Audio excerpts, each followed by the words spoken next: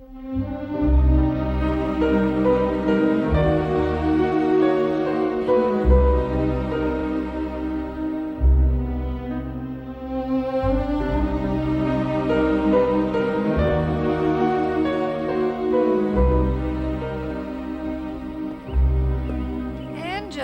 you coming? Yes, I'll be right down, Mama. 3.5. What? Doggone. Went up 3.5 yesterday. Looking good. Here you go, darling. Is that cold? Well, any colder, you'd need a spoon. Oh. Where's Chris? I'm here. Where are the hamburgers? It's all right, honey. Your sister's gonna do that. She could set the table. I'll do the burgers. Okay, well, everything is on the tray. The fire's all set. Gosh, I hope the weather's gonna hold. No, it can't rain. Tinny and I are gonna go riding. You might as well live at that stable. Mom. Lee, come on. There isn't enough for young people to do in Little Washington. You know that. How many? Blythe? 2 for you? 2's fine. Keep this up and you can make our breakfast tomorrow. I won't be here. Gotta get back to the university tonight. Tonight? I thought you were staying over. Term paper due on Monday. It's very important. Oh. Is this all the barbecue sauce? Oh, there's more in the kitchen. No, you stay right here. Term paper. Did you hear that? You can't say he isn't trying. Maybe. Maybe he is. Leave. Let's encourage him. Honey, I've wanted nothing but the best for that boy since we married. Y'all know that. But he has got to pull his own weight. He will. Is anybody hungry? I'm starving. Let me take over. No, ma'am. I've started it and I'll finish it. Good. That's what I like to hear.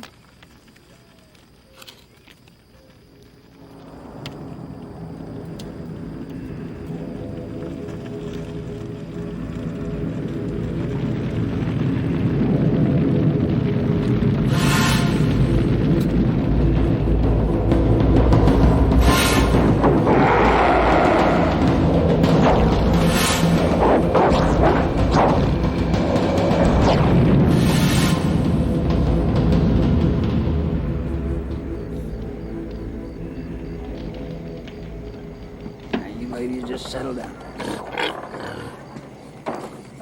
All right, good. You sit tight.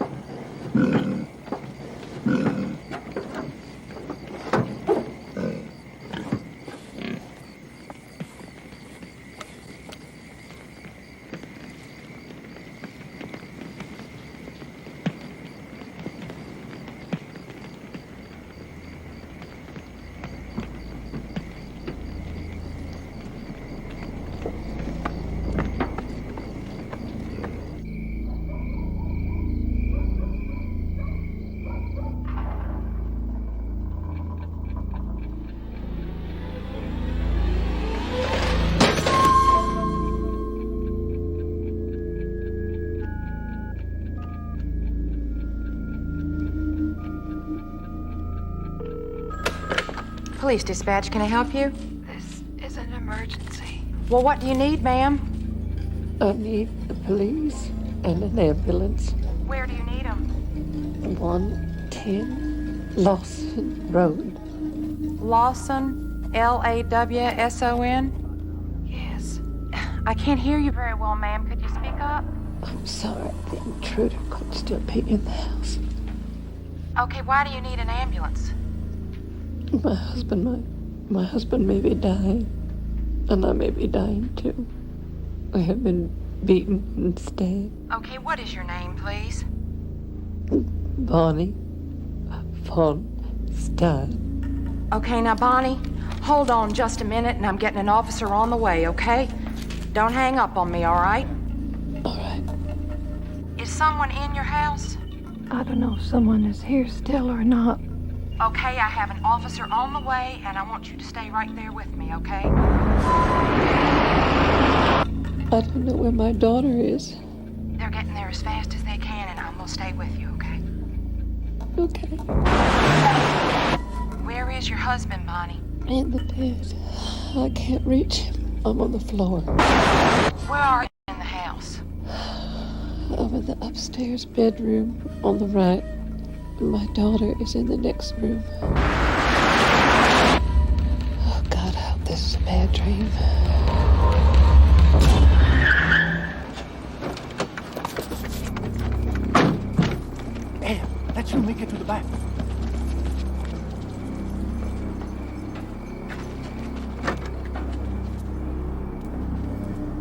Front door's locked. No sign of entry. Bonnie, you still with me? Yes, Okay, don't pass out on me now. I'll try. I'll try.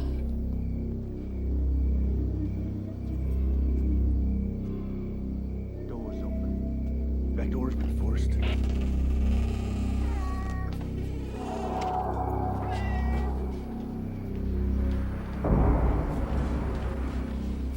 What the hell? The police are here. I hear. Yes, I'm in contact with them. They're coming in. Oh, God. I've got cats. I don't want my cats hurt.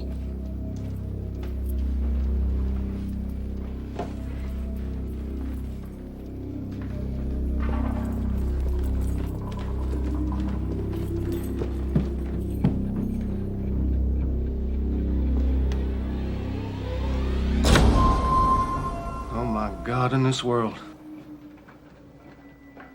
Officer. Yes, ma'am? Oh, man. My daughter in the next room. Is she all right? Go check on the daughter. Dispatch rescue. Call a rescue. It's not a dream. It's not a dream.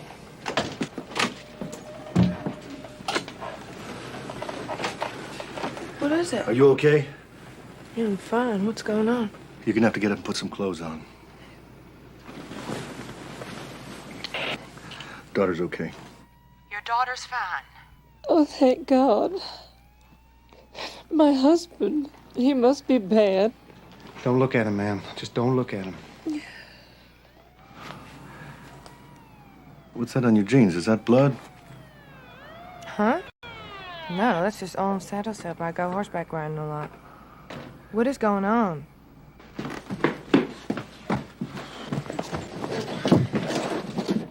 Mama? Mom? Don't let my daughter in here. Mom? Get her out of here. Mama? Let's go downstairs. Well,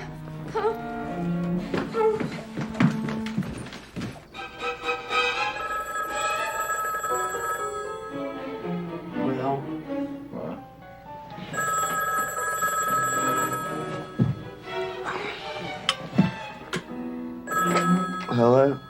Chris? Mama and Leith got beat up and stabbed, and I think that you should come home right now, right away. Leith is dead. Keys.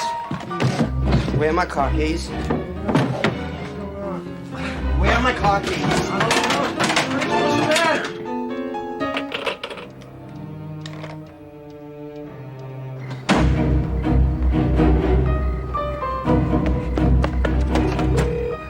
Campus security. Yes, you have to help me. My mom and Leith have been stabbed. Hold it. Where are you? No, you have to come get me now. Hey, Billy, look at that kid. Hey, stop! My parents have been beaten and stabbed, and I lost my car keys, and I gotta get home. Get in. Oh, this is Ramsey. We got a 1026. 1026 en route.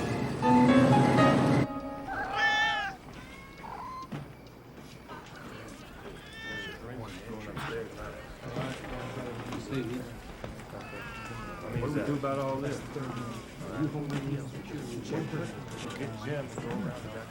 Yeah. They're taking over to Beaufort County Hospital. She's still conscious, but she ain't making much sense. That's her daughter over there. She's helping us round up all these cats. Yeah, there's a rooster, too. Mrs. Von Stein's a member of the Humane Society.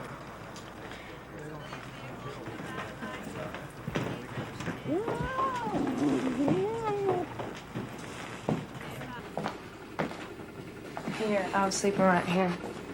And you didn't hear anything from your parents' room? No, Nothing at all? No sounds of any kind? no. What's that on your jeans? It's all in saddle soap. You know, I told them already. Yeah.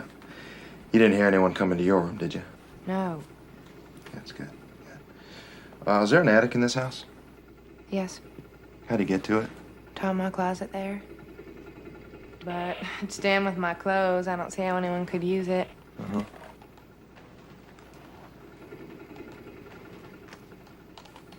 What time did you go to sleep? I guess about midnight. You get her for a drink? No. There's still ice in the glass. Yeah. I don't know. Maybe, because my fan's been on. Yeah. This way. Where is she? She's down there. She has a punctured lung, several stab wounds. Her condition at this moment is stable, but you can't talk to her. We have her under sedation.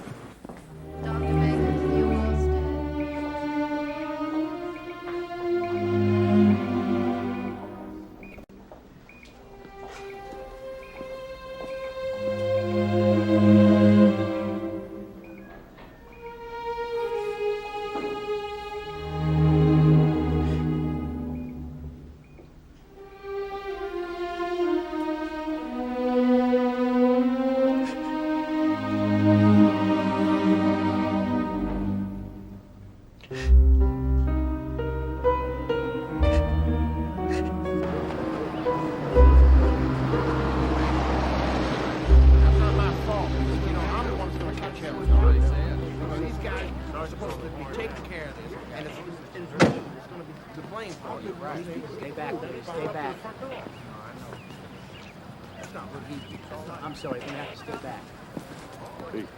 Louis Young, State Bureau of Investigation. Where can I find Detective Taylor? He's on the back porch.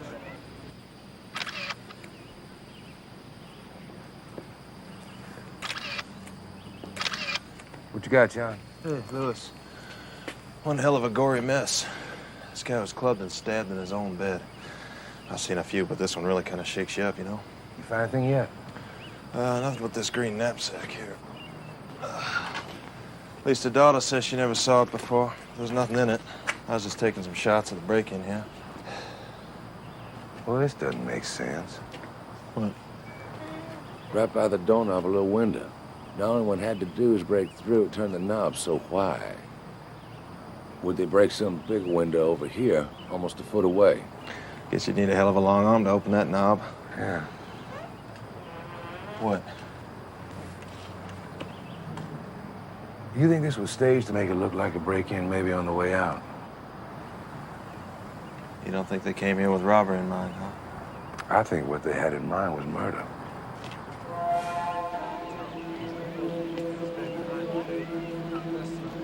Step back, please. Step back.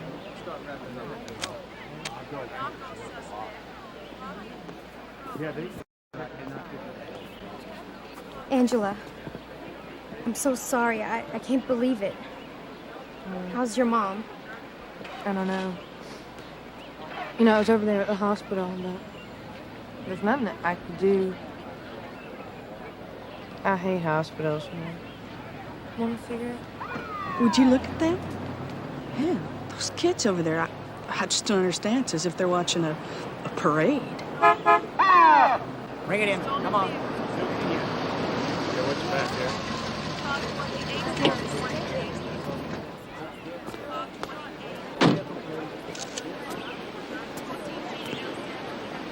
Chris,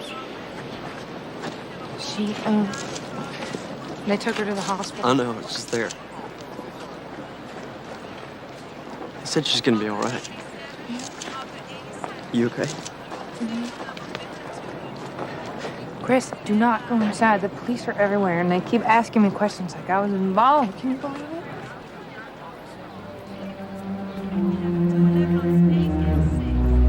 What the hell? You just put that out there for everyone to see? I'll kill him. Whoever touches my mother, I'll kill him. Bastard. Nothing like this ever happens around here. It's scary.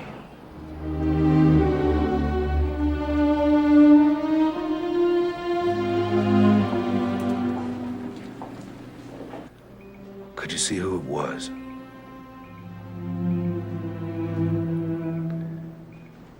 Could you see if there was more than one? I don't know. He was... Who? Blythe. We were screaming. I was screaming. Oh, God. Go on, please. My head, something struck my head like an explosion. My fell off the bed. Can you describe who struck you? Hello. Mrs. von Stein.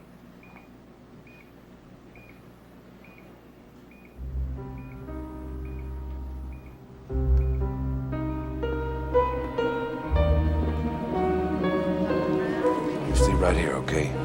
I want this room guarded until further notice. Whoever did this to him may try again.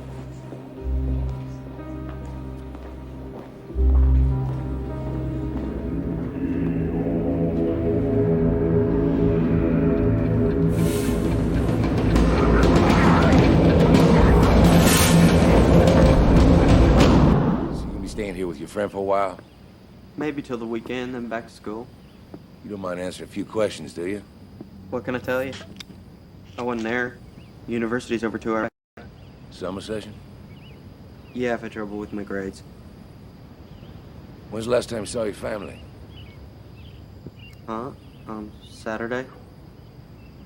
We had a barbecue outside, and then I had to drive back. I had a term paper to work on. Uh-huh. What about Sunday? Cigarette? I was up late. Real late, playing cards and drinking beer with a couple of girl students and a friend of mine.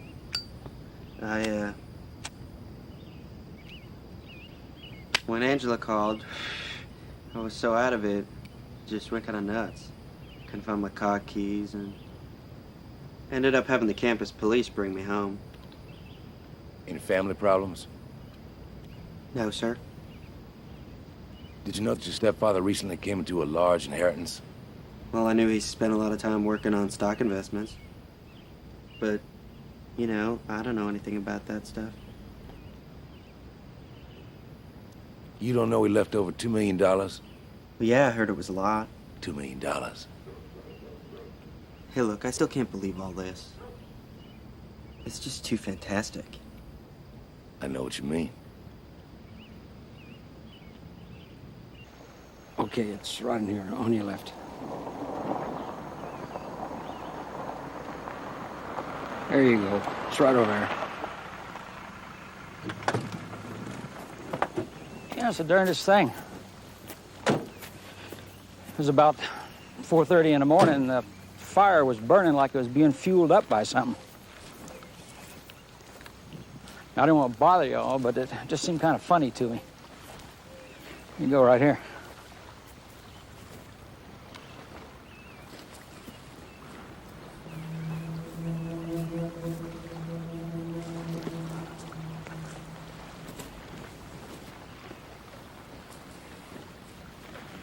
Oh, what do you think? Is it the right thing to call you?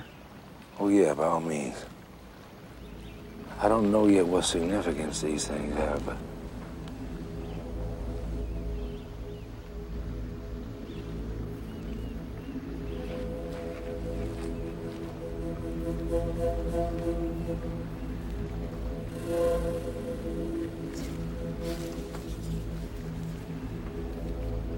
What's that?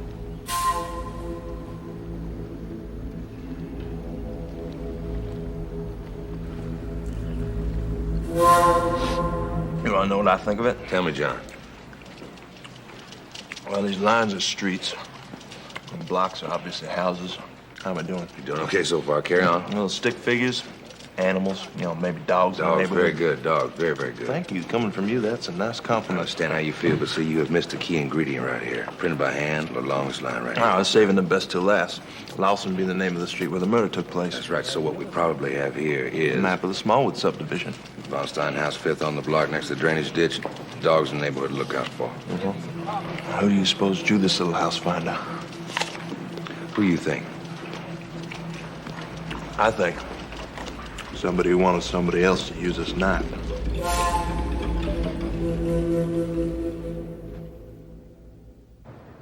What did you find in the Von Stein autopsy? Well, he was stabbed several times in the back, struck repeatedly on the head with a blunt object. He had numerous cuts and bruises on his arms. You think he's possibly faced more than one attacker? Quite possible. Yeah. I understand that his wife lost almost 40% of her blood before reaching the hospital. If she were, well, let's say if she were involved in the crime somehow, could she have had her injuries inflicted to make her appear innocent? No, far too risky. No, I can't imagine it. We're talking life-threatening injury here. No one would take that kind of a chance. As soon as you're better, honey, you're gonna come to the farm and live with us. Thank you, Daddy. Frankly, I'm anxious to get out of here. Once they get all these tubes out of me. Your Grandma and I'll stay with her. We're gonna be right here in this town until they discharge you, honey. Oh, Daddy, I don't want you to hang around that long. Oh, darling, we want to. Excuse me, I didn't mean to interrupt anything. I just had a couple questions, but I can come back later. Are you the man from the State Bureau of Investigation? Yes, ma'am. Oh, well, God bless you, son. I just hope you all find the monster that did this thing soon. You sure you feel like talking to him now, honey? 'Cause if you're not up to it yet... No. Go on, Daddy. I'm fine. Really, I'm just fine. If you're sure, probably let you and I go down and get something to eat. Bye. See you later.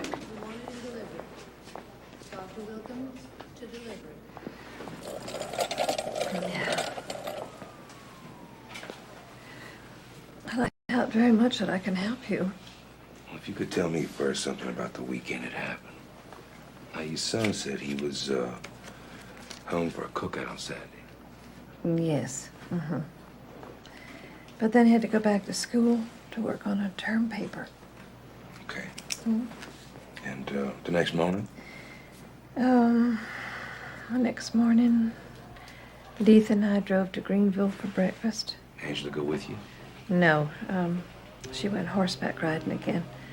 Blythe had plans. They say he had wonderful plans for us that we discussed at breakfast. Now listen, January 1st, in fact. I quit my job. We devote all our time to managing our investments. I know damn well we can do better than that bank. No, I believe you can, but you really want to quit your job. Yeah, we set up a little mobile home office here in town. Our own investment company. Without a fixed income, you got to go into a capital savings, Lee. Bonnie, I know that we can do this. Son of a gun, we're going to take the rest of our lives and do what we want to do. Oh, he was so excited. He was happy that morning. And when we went back to the house, we both felt like getting right to work. Harlequin. Harlequin. Oh, Harlequin 43. Down 6, better unload. Marex 19. Bonnie, that's it. That's the one. You were right. She's still going up. I told you, Lamb Q was what, 20? You know what? What? I have another brilliant idea. What? On January 2nd, we're going on our honeymoon. After 10 years, Lee. Well, we never had one, did we? I married a ready-made family. A wife, 2 kids, and no honeymoon. Let's take a cruise. Where? No, I don't know. West Indies, the Bahamas. Blue skies and gentle breezes. God. What do you say? Yeah, I suppose if I have to. Enough. No more stocks this morning. We have plans. Oh? What plans? Come on now. Come on, you know what plans. Leave. Now, just never mind. There's nobody here but us. The cat's out back and that rooster. What do they care? We ate out again that night. Our favorite restaurant. And when we came home, Blythe went right upstairs to bed. I sat watching television for a while. Angela was in her room reading. The movie was about this serial killer, Ted Bundy. And I had my cats with me, and I brought the rooster in. Well, like I do just once in a while. So when I went upstairs to bed, Blythe had already dozed off. You want your iced tea, honey? No, thank you. Angela's stereo was very loud. Honey, turn that down, please. Fine. Night. Night. And then I went to sleep, and the next thing I heard was Blythe. He was screaming. Do you have any better impression now of what the intruder looked like? Very dark in the room. But I'll tell you, I am certain that he was a big man. He just had these big shoulders, you know. It's kind of blended into his head. It was almost as though he had no neck. Oh, he Gone. Well, the thing is, I'm terribly nearsighted without my glasses. Let me ask you something. Blythe being your second husband, did he ever have any trouble with your children? Oh, no. No, not at all. Why? Not your daughter or your son. No. Excuse me, why are you asking me all these questions? I'm surprised you aren't out there trying to find out who did this. Well, it's a little more complicated than finding a thief. You see, very little, if anything, was stolen. It appears to have been a premeditated murder. Oh. No. No. I mean, what? Who in the world would want to kill us? Why did you say that? Oh.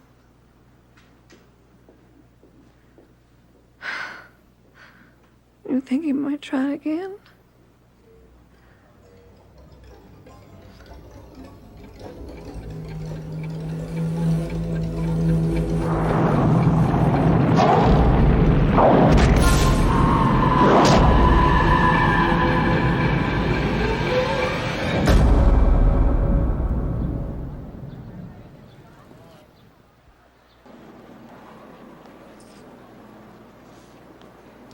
Excuse me, you Bill Hargrave? Yeah. Detective Lewis Young, State Bureau of Investigation. I'd like to ask you a couple of questions. Sure. You Chris Pritchard's friend? Yeah, roommate. And you were with him when his sister called night of the murder? Yeah, I was there. How'd he act when he found out about his mother and stepfather? Crazy. He was yelling for his car keys. I mean, he tore up the room looking for his car keys. You ever talk about his stepfather inheriting a lot of money? Well, I don't know. Yeah, I guess he might have mentioned it. Mostly what we talked about, you know, Dungeons and Dragons. What about Dungeons and Dragons? Well, you know, the game. No, I don't know. Tell me. Well, it's not exactly easy to explain. It's what you might call a role-playing game. You and your friends pretend to be a character like a warrior or a wizard, and you act out a story. What kind of story? Well, anything. Like you might escape a deep, dark dungeon, or overpower a dragon, or chase an evil wizard out of town. And if you do it, you can earn fame and treasure and power for your character. Students around here talk much about the murder? Sure. Who do you think did it? Well, I don't know. You hear a lot of rumors. What kind of rumors? Well, like maybe he was murdered by drug dealers, because they say Chris owed money for drugs. You believe that? Well, anything's possible. Listen, I gotta go. Thank you for your time.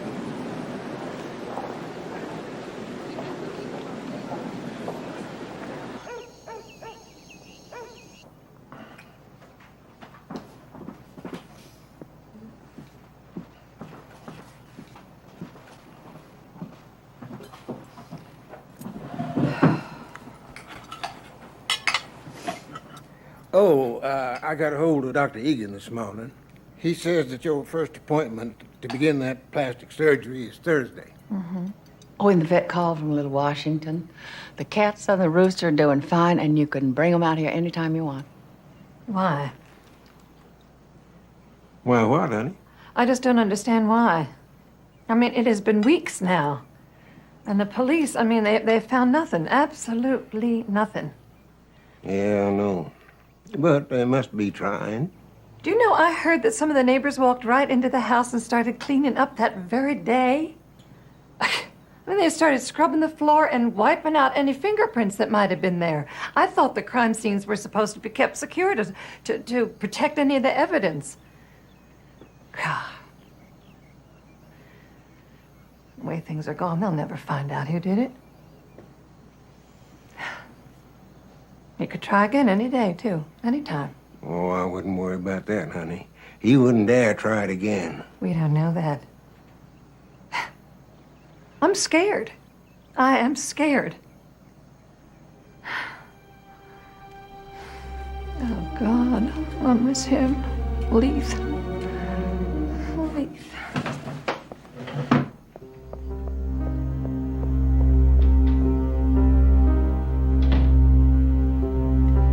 Chris, let's move it. Calculus 3 in 4 minutes. Chris, look. You don't want to miss another class.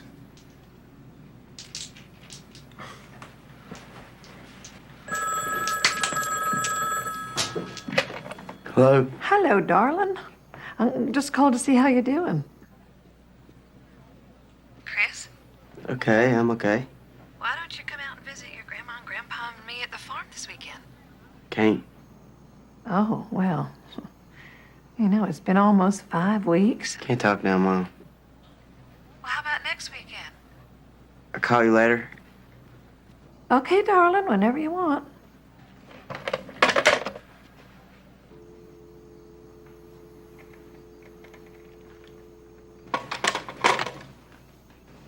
It's not right, Polly. Those kids ought to come out here and see her more. They go visit each other, don't they? I know. Angela goes up to university to see Chris. So why can't you come on out here? Well, we're a lot further away, George. You know that. For her to come here from Little Washington takes 5 hours. Little Washington. What's she doing staying up there anyway, in a friend's house? Well, she's got some kind of job there now. Well, I think they ought to come out here and see their own mother. They will, George, in time. Bonnie is gonna be all right. Let's hope so.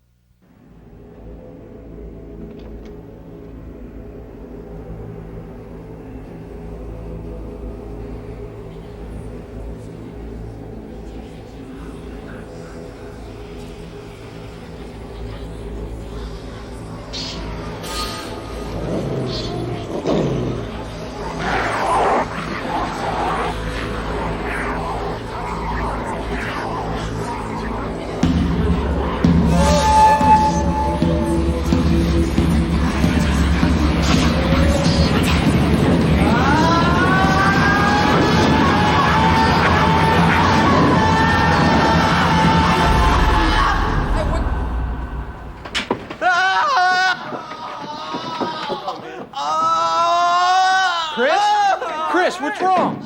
Hey. Pritchard's going crazy, man. That guy is nuts. It's down this way. Come on, let's go over here. What's he on? I don't know. Oh, man, we gotta get moved. Where the hell is Move? Oh, no, Chris. Chris. Hold him. Chris! I'll do it. I'll settle the score. I'll kill him. I'll kill him. I'm calling an ambulance. No, nobody call an ambulance. It's just a bad trip, that's all. I seen him before. Chris! I've got the light and I'm gonna throw it out the window and it'll light up everything. Chris, listen to me, man. Chris, look at me. Look, it's Move, man. It's gonna be okay. Y'all just take it real easy. It's gonna be okay, man. Oh, y'all clear out. Let me talk him through it. Come on, get out of here! Stay and move. All right. Come on, we're going. Me and Angela, we're okay. Now, what do you see, man? Chris, what do you see? You see Moog, right? You see your friend Moog, right? Your buddy. Now we're gonna settle down and we're gonna get right through this, right, Chris? Now, I'm gonna keep talking and you keep listening to me, okay, Chris? Okay? We're gonna be just fine. Don't fight it. We're gonna be fine. Shh. You're okay. You're okay.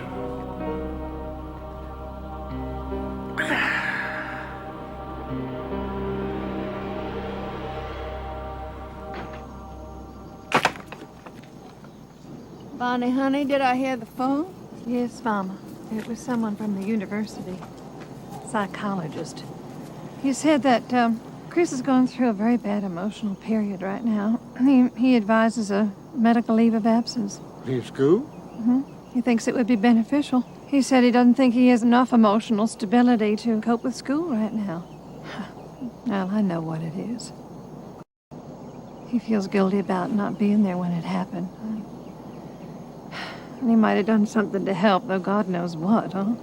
Ask him to come here, Bonnie. We've got the room. We sure have. I am not going to be a burden on you any longer. Burden? I have been thinking about Leith's parents' house in Winston-Salem. You know, they left that to him. And no one has been in it for a year. It's furnished. It belongs to me now. You don't want to move to Winston-Salem. Oh, I was there so many times with Leith. Wonderful times. You know, it's part of him. And in a way, I think I'll even feel closer to him there. I think you're doing the right thing, darling.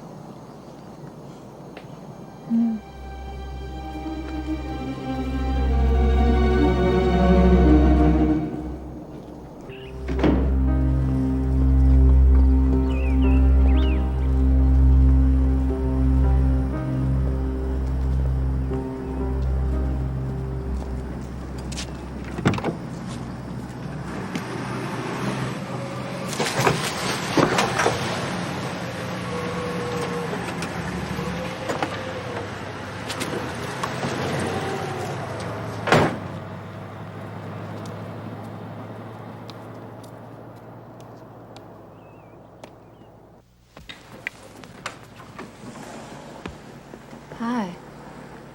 Well, did you get the job at the tire store? I'm hired. Oh, good. Then they didn't mind that you had to take off Thursday afternoons for the psychiatrist. They said I could make it up on Saturday mornings. Well, you're going to learn more about tires than you ever wanted to know. Who was just here? I decided to put a security system in front and back. Give us a little peace of mind. Now, Chris, I'm going back to Little Washington tomorrow. What for? Well, the doctor there wants to x-ray my lungs, make sure everything is all right. And then I'm going right over to that police station, and I'm going to demand an accounting of everything that they have done. Or haven't done. You'll be back tomorrow night? Oh, yeah, I'll be here. With all the security, we don't have anything to worry about. As a matter of fact, I've gone one step further. I have a gun now.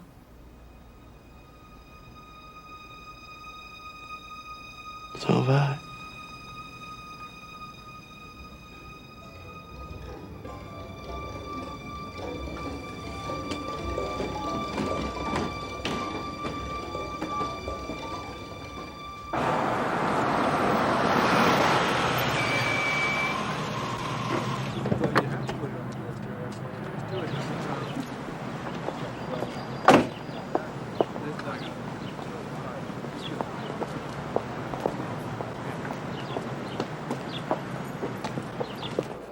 You angry about something? Yes, I'm angry. You're darn right I'm angry. The only investigation I've seen thus far is you're investigating me and my family. You've got everyone in the state of North Carolina thinking that we had something to do with this. I understand your frustration, but the fact of the matter is... Thank you. But I don't want your understanding. What I want is to find who killed my husband. Now, are you doing anything? I mean, anything at all? What do you want me to do? You want me to plead with you, beg you? No. Please tell me what you know. Just tell me. We'll be happy to share with you all the information we've developed. But there's one thing you'll have to do first. You and Chris and Angela. What? Take a polygraph examination administered by the State Bureau of Investigation. You're under no legal obligation to do so. But the three of you are closest to Leith. And until you pass such a test, you can't be eliminated as suspects. I'm sorry, but that's the way it is. Well, if that's all you want, I could have done that weeks ago. Of course we'll take a polygraph. Fine.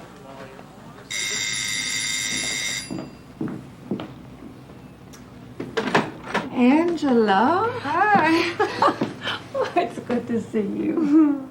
You coming for a visit? Yeah, I'm coming to stay for a while if it's all right with you. Well, of course it is.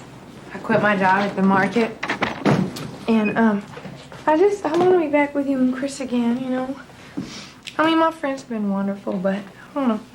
Feel like I'm part of a family again. Bless your heart.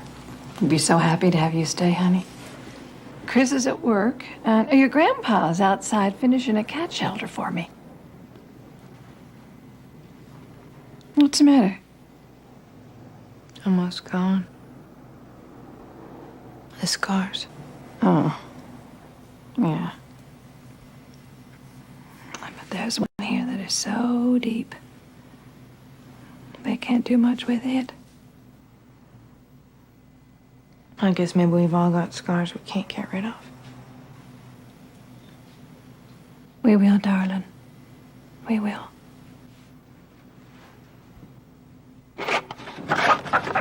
Almost finished. It looks great. Yeah, I think we need a couple of hinges on that box inside so you can store supplies underneath. You better have a bunch of happy cats. Oh, Daddy, I can't thank you enough. Looks like you're just about settled in now. Chris feeling any better? Some days good, some days not. We're never going to put this behind us till they find out who killed Blythe. Nothing new, huh?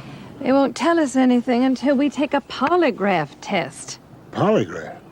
I know it sounds ridiculous. That's what they want. Now, look, Bonnie, I'm no legal expert by any means, but I don't think you ought to do anything like that without a lawyer. You mean I got to go get myself a lawyer? Well, I sure don't like the way things are going so far.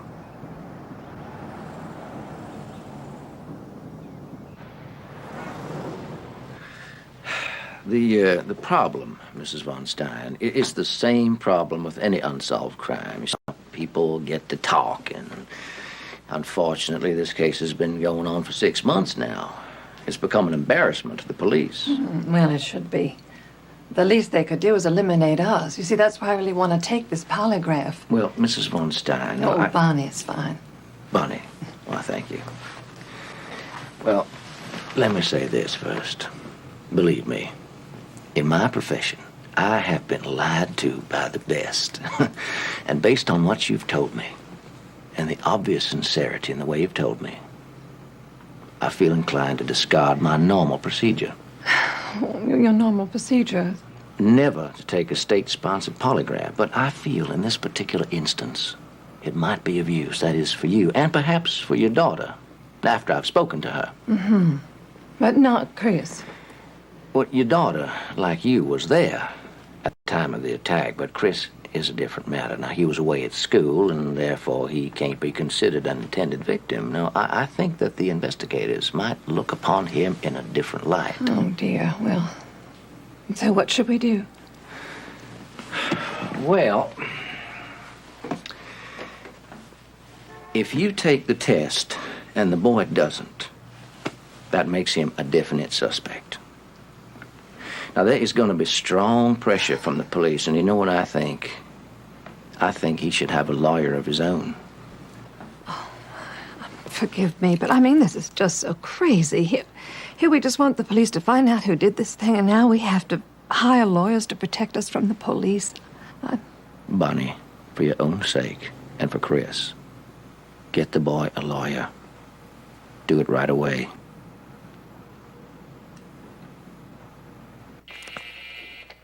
Yes. Uh-huh. Mr. Osteen will see you now. He's right in there.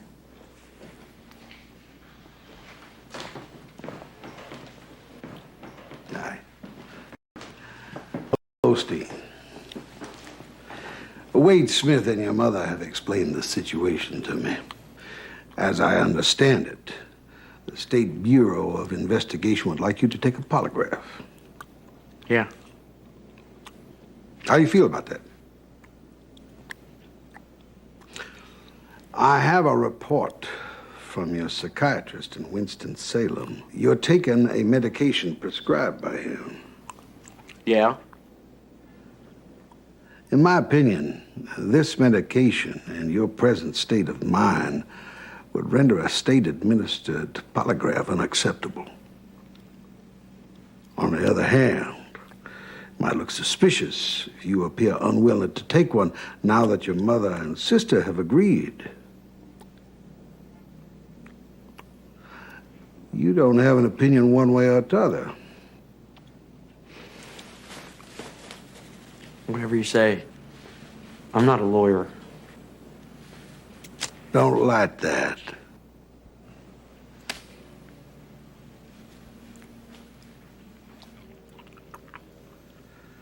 At some time in the future, I'll arrange for you to take a private examination. I'll let you know in plenty of time. Yeah? Okay. Is that all? For now.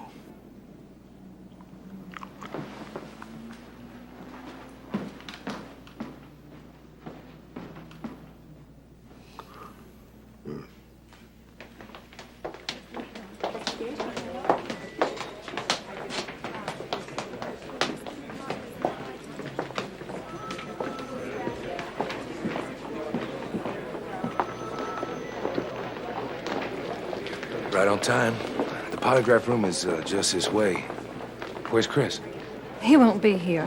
What? You know that he is seeing a psychiatrist. And he's under medication, so we have been advised that in his present state, a polygraph would not be effective. Look, the reason we set the test for today was to accommodate your son's work schedule. And if he was going to tell us this was going to be a problem... We're not criticizing you for standing up for your son, ma'am. We realize you're between a rock and a hard place.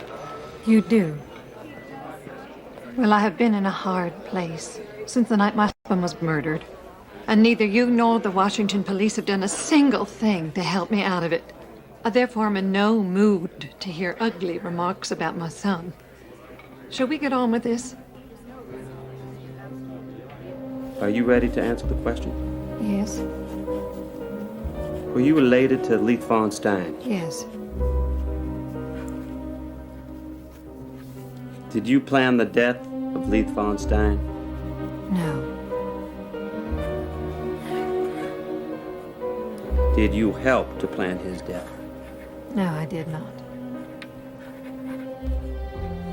Do you know who stabbed him? No.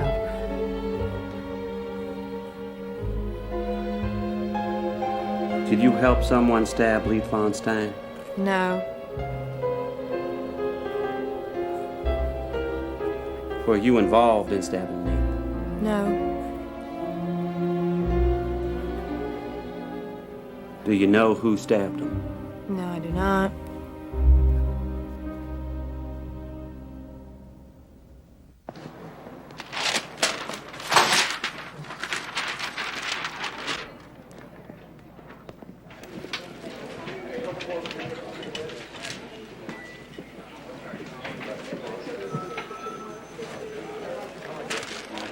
What do we got?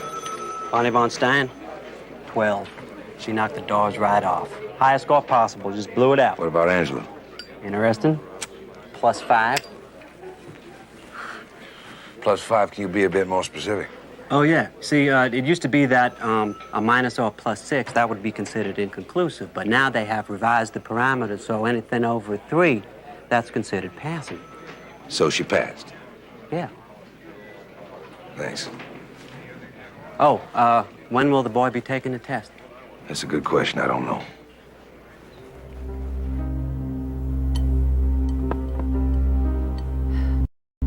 Well, they promised us.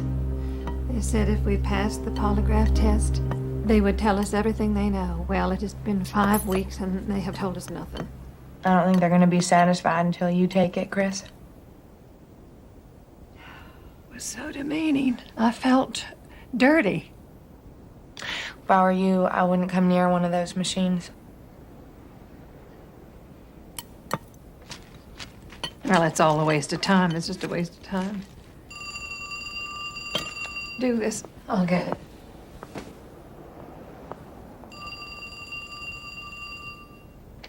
Hello? Bonnie, I have some news that could be very promising. Oh, anything would be promising at this point.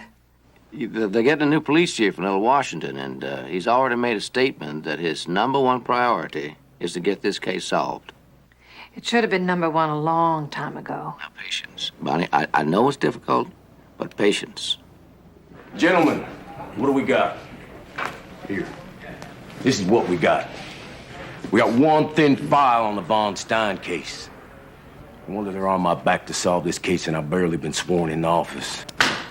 Or maybe you've been spending too much time on petty robberies, on high school vandalism, and handing out parking tickets. But from now on, all that's gonna change.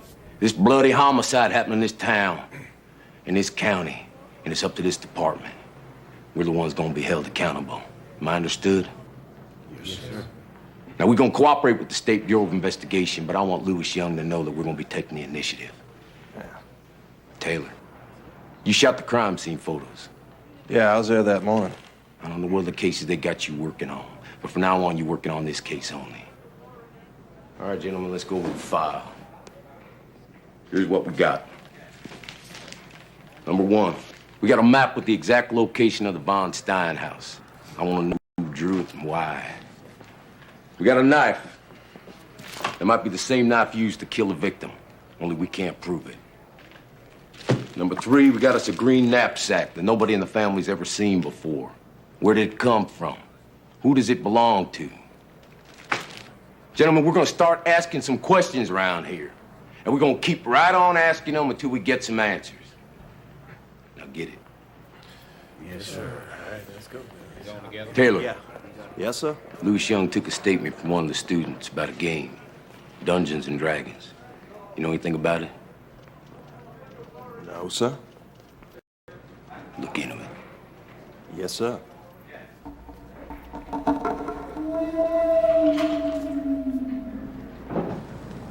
And Pritchard was with you. Sure. Yeah, he was there. It was Chris and Josh Dugan were both with us the night of the murder. They were in our dorm room, playing cards. We kept on asking them to leave. Chris wouldn't go. Finally, about 3:30 in the morning, then he asked what time it is. And he left. And you were just playing cards, hmm? Yeah. You ever play Dungeons and Dragons? No, never. How about Chris? Sure. Chris and Hargrave and Dugan and Moog. Moog?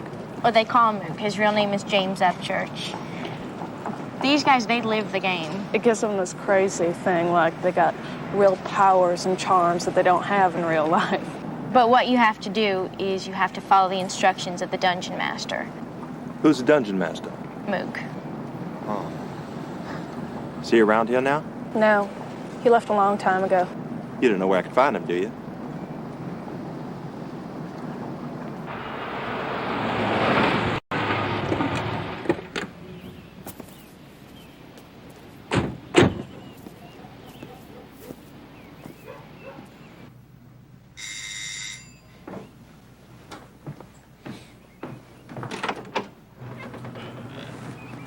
We have a few questions to ask, Mr. Pritchard. Well, my mom in here. No, you. We want to talk to you. Mind if we come in? I thought you had to leave your parents' house Saturday night and rush back to school so you could work on a term paper. Yeah, the term paper was very important. You never got it done. Not after the call from Angela. But you were up until at least 3 o'clock in the morning. So if Noah had been killed, when were you going to write this important paper? Yeah, right. That was a problem. You know, I mean, you have all these good intentions. It's just hard to apply yourself. You had plenty of time for Dungeons and Dragons, though. Well, that's different. Why? It's not like you're playing cards. It's an intellectual game. It's challenging. It's not a waste of time. Yeah? Who'd you play with? Mostly Bill and Moog. Moog? Where can we find Moog? I don't know. Well, think about it. He left school. I don't know. Is he in Raleigh? I told you I don't know where he is.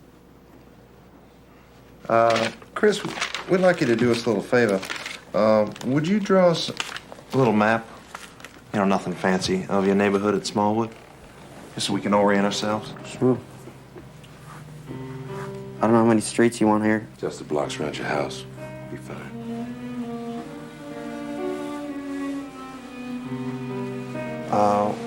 Why don't you print the name of your street there, Lawson? No problem. I don't really see how this is gonna help anything. Well, you never know. So you drew them a map, and you printed the name of your street. Do you have any idea what they wanted it for? No, sir. You should have called me right away. From now on, I don't want you talking to any law enforcement officer unless I'm right there. Yes, sir. I'll tell you this, you're becoming a target, perhaps the target of the investigation. Now is the time for a polygraph, a private polygraph as soon as possible. Dungeon Master's Guide, a Monster Manual, a Monster Manual 2, and the Player's Handbook. Here, get this. Yeah. A dungeon is a group of rooms where monsters and treasure can be found. You carry a backpack and a dagger in your boot. You will make a map of the dungeon so you won't get lost. Yeah, map, that's what it says. The players enter a castle and kill the overlord in his sleep. If successful, they will inherit all his wealth and powers. The more times they stab the overlord, the more experience points they will receive. God. Oh, my God.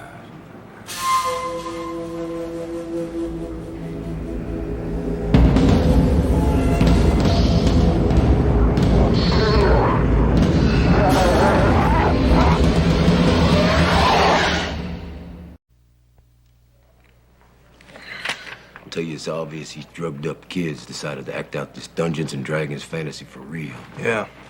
Yeah. Take a look at this. Young and I had Pritchard draw that up yesterday afternoon. If you compare the two street names there, Lawson, that's the map from the fire.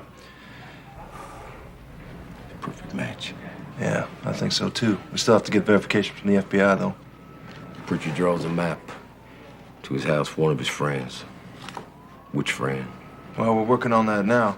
We know at least two of the guys that were with him that Sunday. Find him and lean on him. Yes, sir, we'll try. No, don't try. I want you to find him. Yes, sir.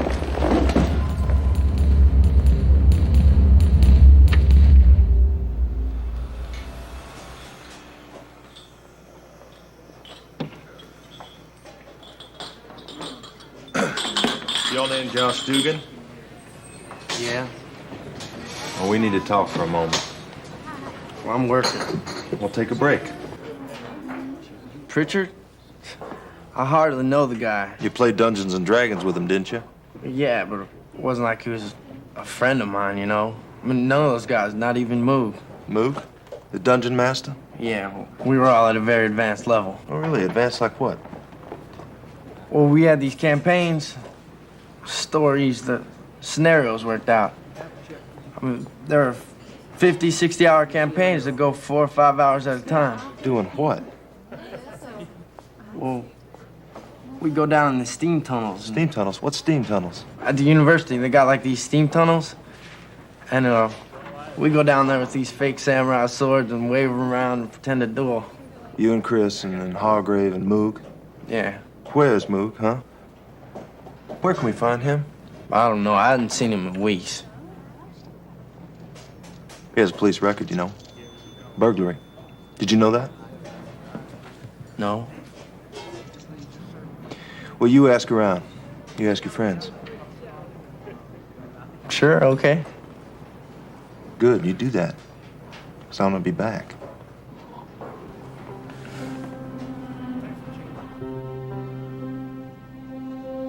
All right, are you ready to take the test? Yes. Is your name Christopher Pritchard? Yes. Did you set up the murder of your stepfather? No. Do you know the name of the person who stabbed Lee? No.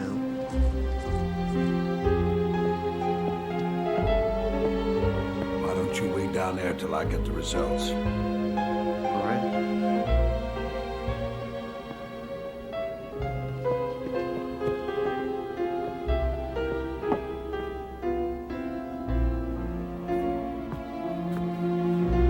Be sure and send me your bill. Oh, I'll do that.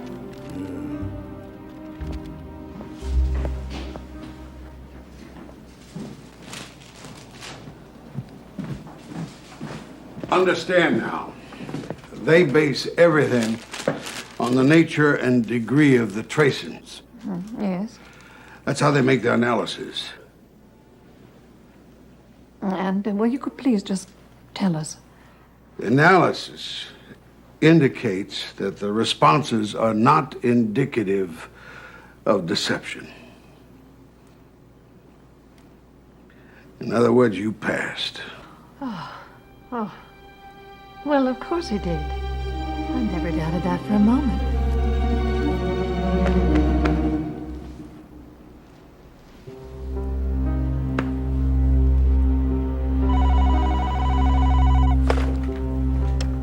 Sean, may I help you? Yes, Mr. Young. Bill Osteen here.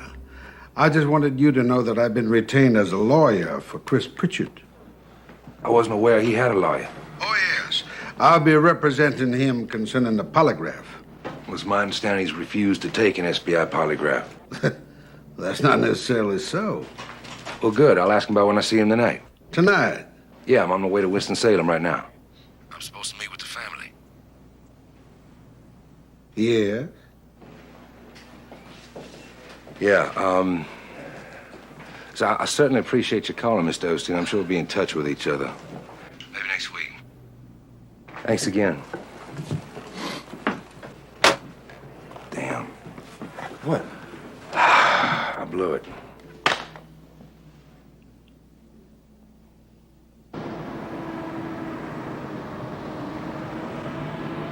Yeah, you see this? I don't even think we need to share that with Oh, I agree. I don't think you need to see either one of these. There she is. Hello. Is this the It's Chris. Oh, he's not coming. Why not? Well, his attorney, Mr. Osteen, doesn't want him to be interviewed unless he himself can be present. Just how long has Mr. Osteen been involved in the case? I retained him to represent Chris in January. He was recommended by my own attorney, Wade Smith. Wade Smith. You've hired the biggest name in criminal law in North Carolina, Bonnie. You never told me a damn thing about having any attorneys involved. I didn't think it was any of your business. Since when do victims need attorneys anyway? I long ago have lost confidence in the police to find my husband's murderer. What are you talking about? And furthermore, I have found that the police are not only incompetent, but in trying to cover up their own mistakes. They could accuse an innocent person, couldn't they?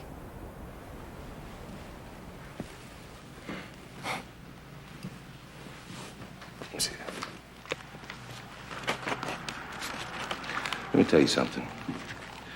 John Taylor and I came here tonight prepared to go over everything we've discovered so far.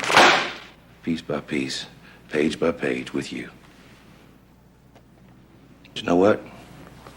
We're not gonna do it. Not now. What are you No, we're not talking gonna do it. about? As a matter of fact, I'm never gonna discuss this case with you again. I want to see that file. Look, Bonnie, we know that Chris is involved. But it could be purely innocent. He may not even realize that he provided information that led to your husband's death. But he was involved. Now, we're willing to make arrangements with him, but we got to talk to him without a lawyer present.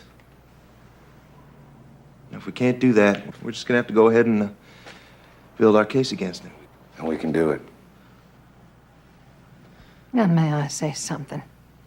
I know for a fact that Chris had nothing to do with this. Nothing at all. And I have my own proof of this. Oh, yeah, proof? What proof? A polygraph. Mr. Osteen arranged it. A private polygraph? Yes. Proving you get what you pay for. Thank you very much. By the polygraph, you can be sure to get the results you want, but it doesn't mean a damn thing. Look, you say you want the truth. You say you want to find the guilty person. But that's only true as long as he isn't your son. Isn't that right? Look, Bonnie, just bear in mind that the first person that comes forward is the person we're going to deal with. This could be Chris's last chance. Right here.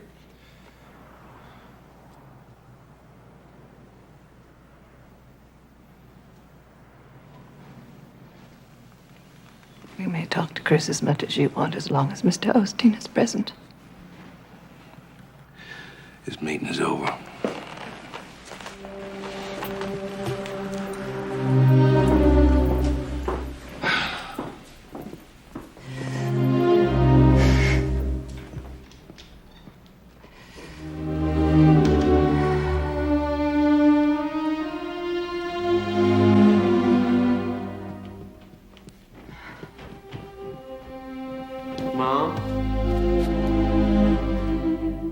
What's the matter? How'd the meeting go? Chris, is there anything that you might have said? Anything, you know, at school or in town to your friends? Anything that might have led to what happened? Anything? No. No, Mom. I can't think of anything.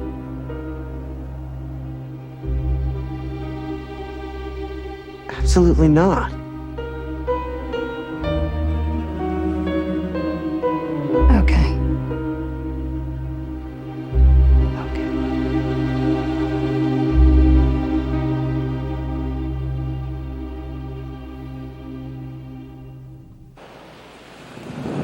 Watch your head. It's kind of low. So this is it, the famous steam tunnels. It's kind of dirty. I seen a couple kids sleeping in there one time. There's always some kind of freak running around this place. Yo. So we bring these torches in. We set up the duels in here. Moog always called the shots. You put in your game hours, you collect your experience points. But Chris was damn good. Chris was always real intense. So he wrote this up here one night. Christopher Wayne Pritchard. Why don't you give me that? You can do anything down here. Nobody ever bothered us. What are you talking about? You talking about doing drugs? Some guys, sure. What other games you play? What about murder, for instance? Listen to me carefully, Josh. We know that Chris planned it. You understand? We know that now. Now you gonna tell us all about it, ain't that right? Huh? Listen, I swear to God, he never said anything to me. Except what? Except one time I remember us talking. About his parents, being rich. And then somebody goes, we ought to bump him off and get the cash. Who said it? I don't know. Huh? Come on, speak up. Well, yeah, I think it could have been Moog. Where is Moog? Look, I don't know if this is true, but somebody told me that they think he's working at a paint store over in Raleigh. What paint store? They didn't say. There can only be so many. Hey, come on. All right. Did you find what you were looking for? Okay, come on, let's go. Let's go. You and Chris Pritchard were very close, huh? Right, Chris and Bill and Josh, all of us were real close, and what happened to Chris, man, it shouldn't happen to anyone. It's a terrible thing. I mean, the guy got paranoid afterwards, you know? Was he on drugs? Drugs are a campus-wide thing. It's just with Chris, he just take it too far. You know, I mean, whenever he got any acid, he'd, you know, go running all over the dorms asking everybody if they wanted any. But he's just insecure, you know?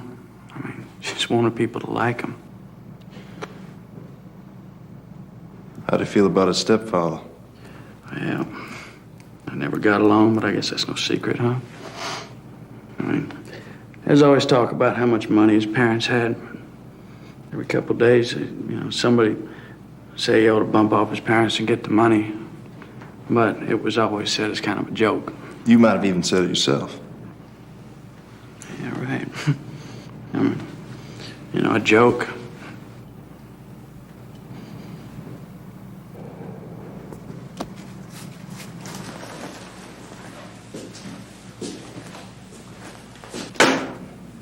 This belong to you? No, sir. You carry one around? I mean, you had one when they picked you up? Yeah, I'd never seen that one before, sir. Just a joke, huh? Sir? You and your friends. You just joking around about killing someone, right? Yeah, right. Show them the body.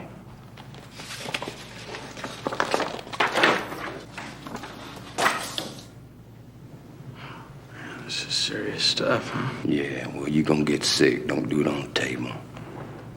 Hey, look, man, this ain't my thing. You know what we're gonna do? We're gonna listen to the first person who talks. The first person's the only one we're gonna listen to. And believe me, we're getting there. Ship's just about ready to pull out. We got room for one passenger. You understand what I'm telling you? There's nothing I can tell you. All right, then, let's take it from the top.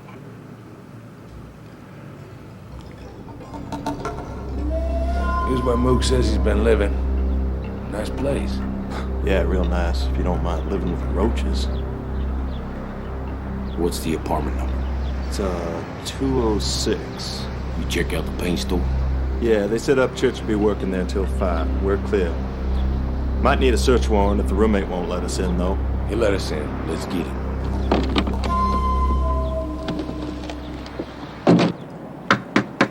Yeah, all right. Wait a minute. Louis Young, State Bureau of Investigation. This is Chief Crone of the Washington Police and Detective Taylor. We have a few questions. Can we come in? Yeah. Sure.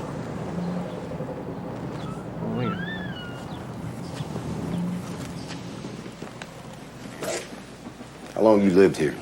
Oh, just a few months. How long you known Upchurch? We were in high school together and over at the university. So then you know Chris Pritchard, huh? Oh, yes, sir. Well, what we're doing here, Mr. Henderson, Neil Henderson. We're looking for the guy who took a knife in a club to Pritchard's stepfather. I presume you heard about that. Yes, sir. We think that it might have been some kind of a game that got out of hand. Like Dungeons and Dragons, for instance. Maybe someone on drugs might have taken it too far without really meaning to. I see you're familiar with Dungeons and Dragons.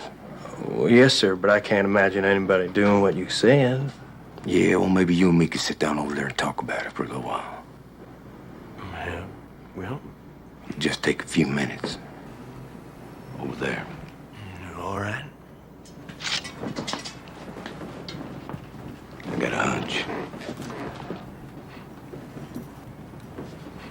Gut feeling I'm gonna scare the hell out of him. Keep looking around.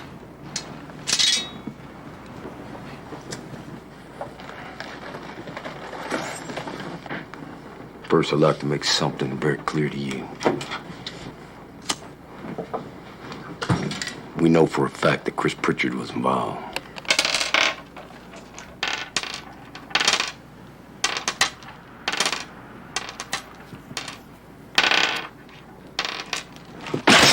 Did you hear me? I said Chris Pritchard was involved. We know that for a fact.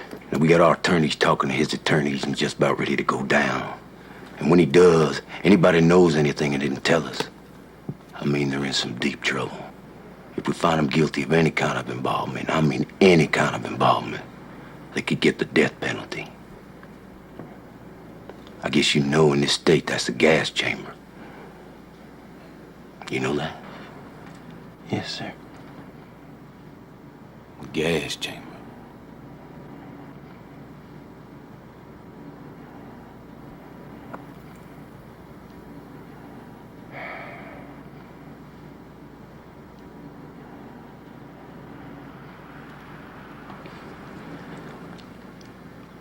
What if I just gave them advice?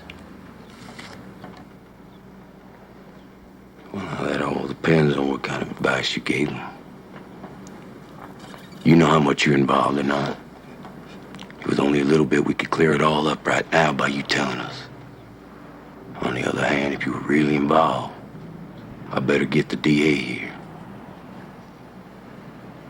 I guess you better get the DA. You think it'd be worthwhile? Let's just see, I can lay the whole thing out for you. I just want to get it off my mind. Only what? Only I really didn't expect it to happen. I really didn't expect to see blood.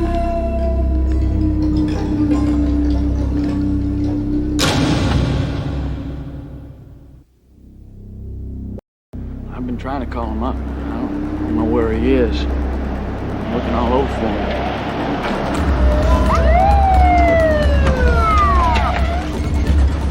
All right.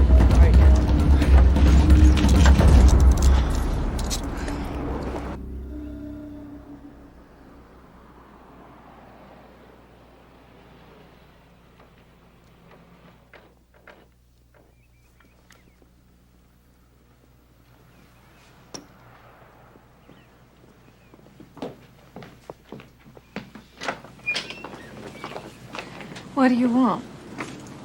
We're here for Chris. Is he at work? No, he's right here at home with me. What do you want him for? Bonnie, we're here to arrest him for murder. May we come in? I know Chris couldn't have done this. I know that he couldn't have done it. Bonnie, you better tell him we're here. Where is your evidence? You don't have a shred of evidence. We're not going to go into that now. Chris has an attorney. Mr. Osteen can discuss it with the DA. Would you get Chris, please?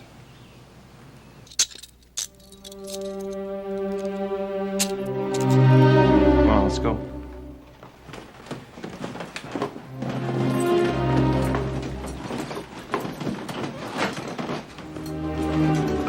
Mom, I didn't do it. I didn't. You be careful with him. I don't want to hear anything happening to him. You know, I've heard of too many stories about what happens to people in police custody, and I hold you personally responsible. Bonnie, nothing will happen to him. We're going to bring him back to Washington, and he'll spend the night in the Beaufort County Jail. Well, it's shameful you walk in here and you drag out an innocent person in the street in broad daylight, and then you charge him with murder. May God forgive you. May God forgive you. May God forgive you.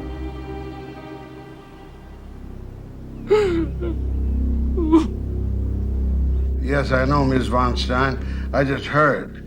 They're taking him to the Beaufort County Jail. First of all, we need a lawyer representing him right there in Little Washington, immediately. Do you have anyone there you know? My husband once did some work there with a lawyer named Vosburg. Vosburg. Vosburgh. I'll contact him right away. Miss Von Stein, I'm Jim Vosburgh. Oh. We're right in here. Have you talked to Chris? Just briefly. Well, I brought him some clean clothes, because I'm sure he'll be going home with me when we're through here. Well, now, I'm afraid it's not that simple. We're going to try and get the judge to set bail, but there's no guarantee of it. And even if he does, it's likely to require a very large sum of money. We're right down the corridor here.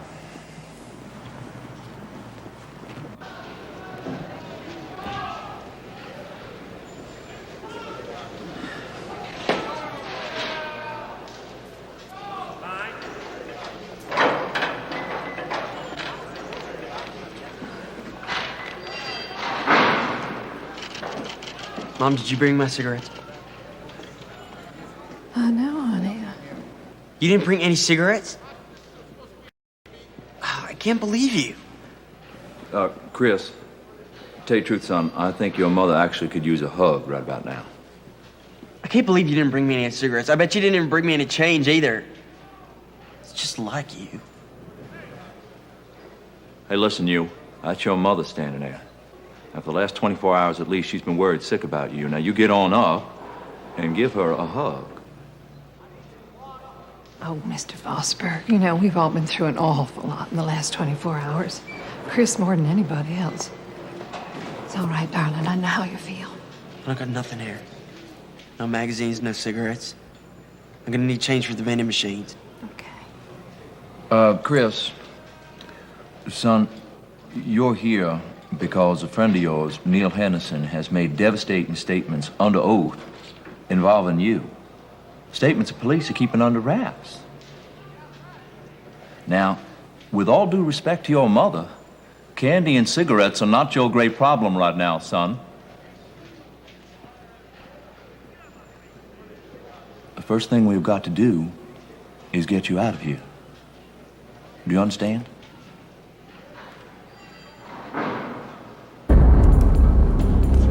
Excuse me, please. We're trying to get through. Thank you, officer. Who paid for the $500,000 bail bond? Did it come out of your inheritance from your husband? You pay up church in Henderson to kill your stepfather? We're all right here. I can't nail it, Bill. I truly cannot. But I can tell you this. There is something really weird about that kid. I mean, he does not have normal reactions. Never mind his reactions. We got too many gaps. We simply don't know the whole truth. Well, if we're going to let him take the witness stand, we had better know what his answers are going to be ahead of time. Because one thing about Chris Pritchard is that after he states his name, everything else that follows is likely to be a lie. Time has come to shake the tree and see what falls from the branches. And I know just the man to do it. You ever heard of Tom Brereton? No. He's a tough, experienced private investigator, the best in the state. Grew up in New York City, spent 20 years with the FBI. And he's got a personality that would make even you look positively demure. Hi, Chris.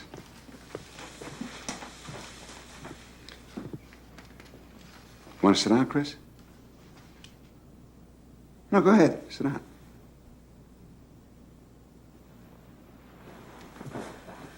Now, Chris, you told us a lot of things, but there's still a lot of blanks. And Tom is going to help us fill them in. Sure. So, Chris, tell me, what the hell is all of this Dungeons and Dragons crap? It's not crap. Well, it sounds like it to me. People going out with daggers and swords, killing other people. No, it's not that. It's a test of your intelligence, of your endurance. And if you're smart enough and strong enough, you can earn fame and treasure and power.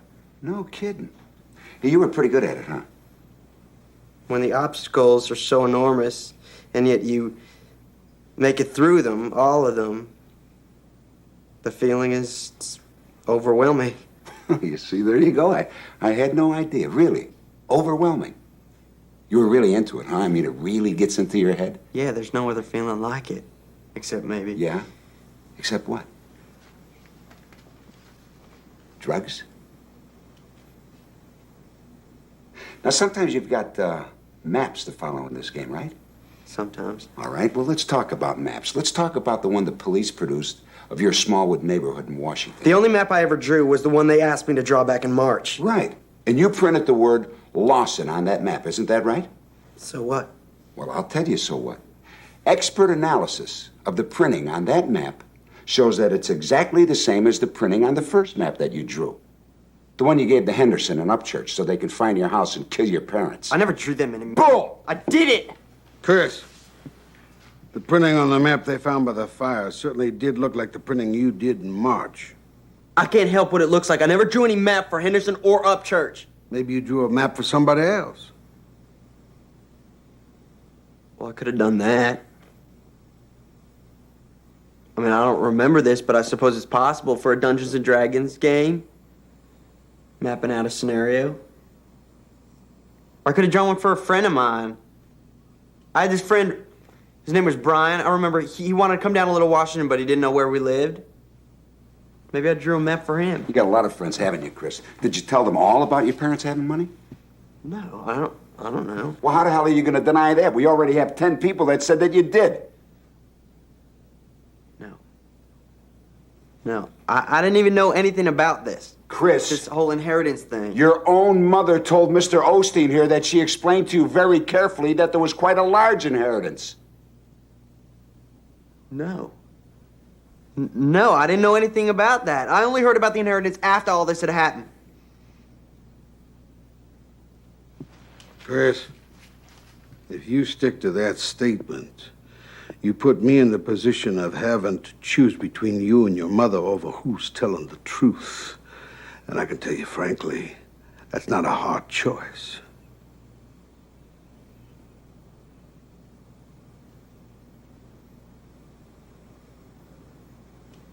Gotta make a phone call. Be right back.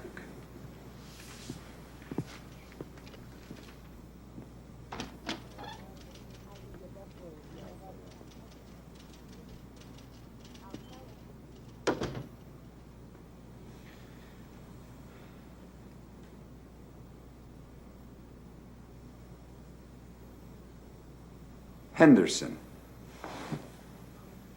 What's that? Henderson said that he drove up church to your house.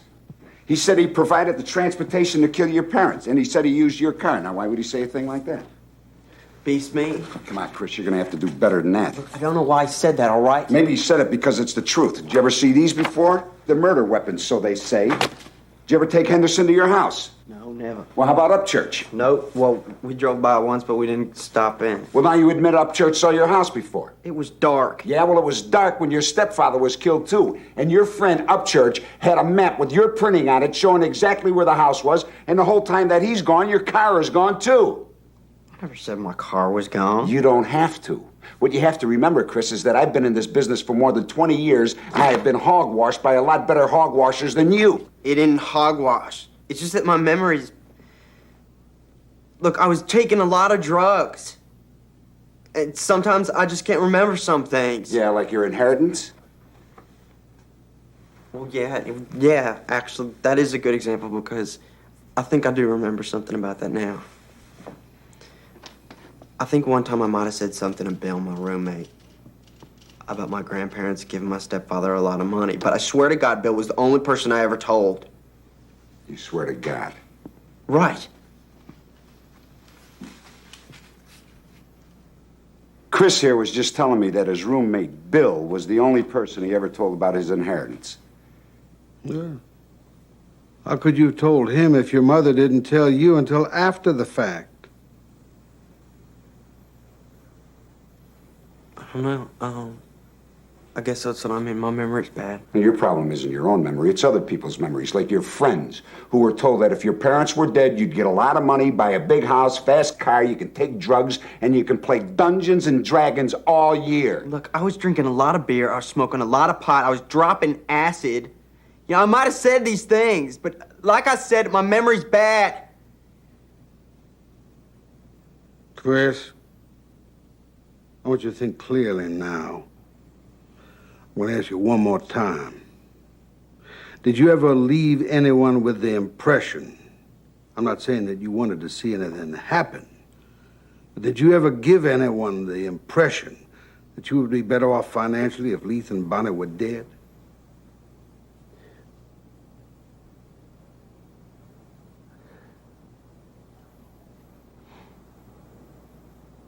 I think it's possible that I printed that word. Lawson. I think it's possible I printed that on the map.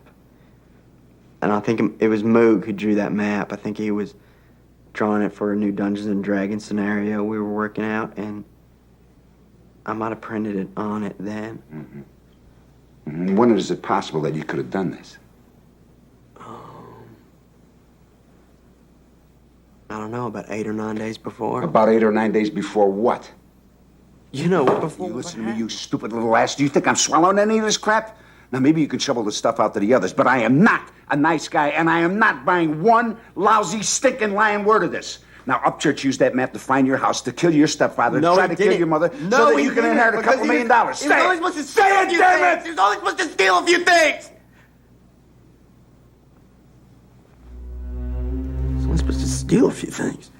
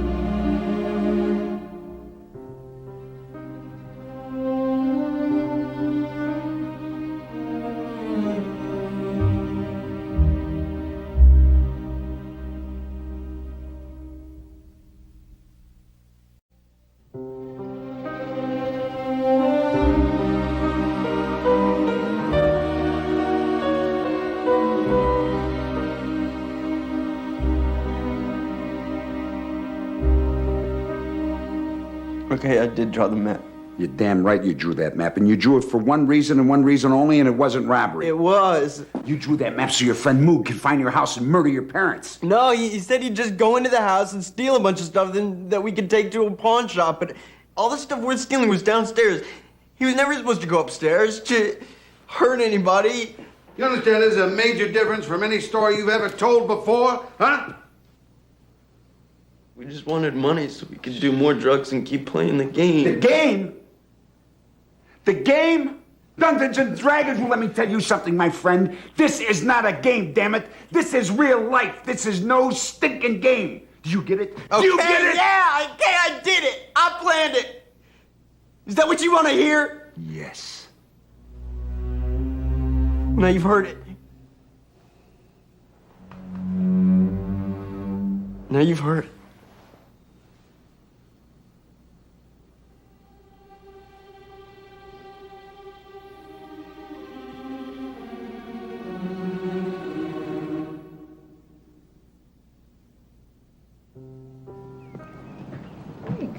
Hey, is Chris out here?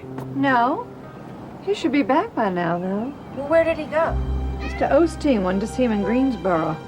He was supposed to fix my flat tire. Hope he's okay.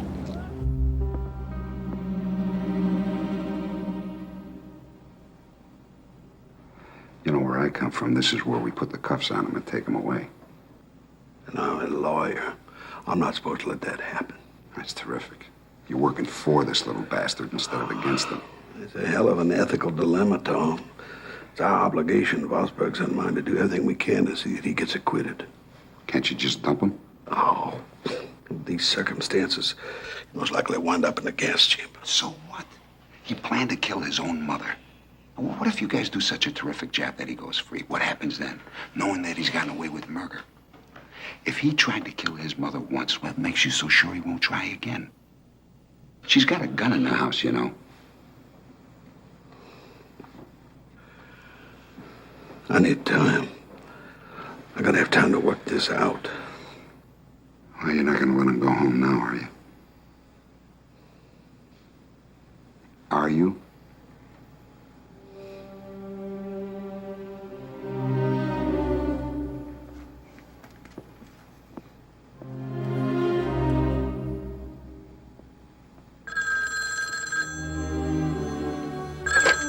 Hello?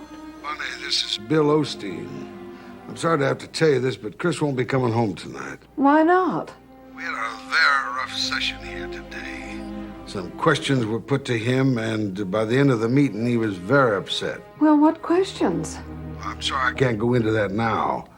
But I wouldn't have been comfortable sending him home in the shape he was in. So I sent him to the psychiatric hospital at Chapel Hill. Psychiatric hospital? I'll make arrangements for you to see him tomorrow. Believe me, he'll be in good hands. Well, I don't understand this. He seemed perfectly all right this morning. Can't you tell me exactly? Sorry, I can't. I'll call you tomorrow. Well, Bill, what you're telling me is that we have ourselves a client that we know is guilty of murder. Right. And we have got to defend him. Jim, I can't justify leaving a client worse off than if I continued to represent him. How do we turn things over to somebody new at this point? At least we're familiar with this case, all too familiar. I'm not suggesting we drop Chris Pritchard as a client. I am, however, grappling with this case, which could blow up in our face at any given moment in 100 different ways. I mean, hell, Bill, we don't even know what the prosecution's going to drag into court. If we walk away and things did completely blow up, I'd be wondering the rest of my life if staying in would have made a difference. I feel I owe Bonnie. I understand that. I truly do. But I also know one thing is for certain. We cannot let Chris Pritchard take the witness stand for two reasons. One, Mitchell Norton will shred him up on the stand. Two? Well, two is that he's a liar. And if he lies on the stand, that's perjury. As far as testifying is concerned, Chris is not the problem. Bonnie's the problem. Bonnie? She's a material witness to the attack.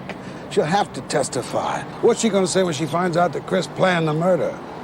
How's she going to defend him in court then? You think Bonnie will lie under oath? No, not the Bonnie we know. Not even to save her son. If she knows the truth, she'll tell it. Well, then what's the answer? I don't know. We gotta put things on hold until we find an answer. What do you mean, not tell her? I detest withholding information, but we just can't tell her.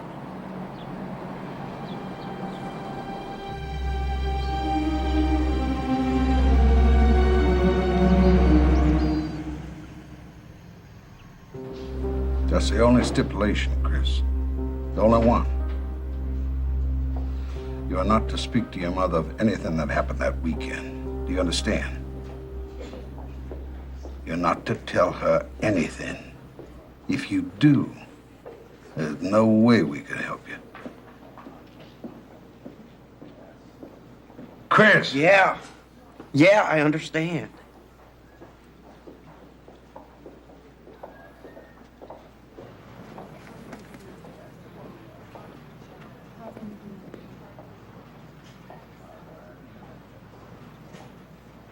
But I have to tell you something that's extremely important. And I want to be sure you understand how vital it is to Chris before you talk to him. That's why I'm here. Well, what is it? I simply can't go into that. But it is imperative that under no circumstances should you ask Chris any question about anything that happened the weekend of the murder. You can talk about anything else, but not about Lee's murder. Oh, Mr. Osteen. I mean, the last thing in the world I want to do is put on more pressure from Chris by asking a lot of questions, but I just don't understand why... I'm sorry. I can only tell you this. The reasons are crucial to his defense. Crucial.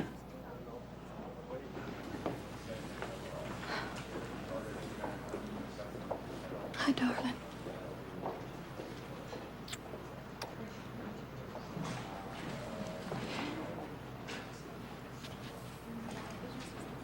Oh, boy, I'm so sorry you've had this setback. Your granddaddy and your grandma send their love. Oh, Angela got her tire fixed. Yeah, she finally got her fixed. And she hopes you're better soon. They won't tell me how long you're going to stay here. I guess. What, honey? I guess I don't know. Is there anything I can do for you? Well, I'm here, Chris. You know I'm always going to be here for you. Listen, this is going to soon be over. You know you're going to look back and you're going to wonder how we got through it, but we will. I know that. We will. Honey, are you cold?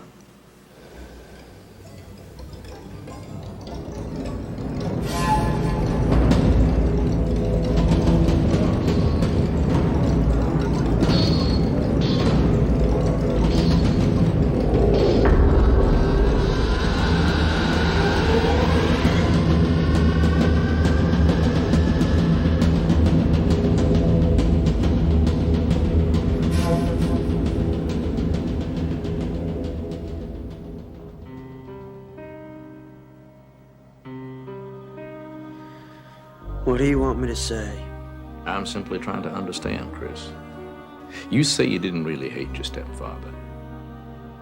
What did you feel? It wasn't that simple. To hell with it. I don't want to talk about it. If you keep it inside you, it's not going to help anyone. Nothing's gonna help. You said it wasn't a matter of hatred. What was it? It doesn't matter. It doesn't matter anymore. I'm a screw-up. I've been a screw-up all my life. I killed him. I killed him.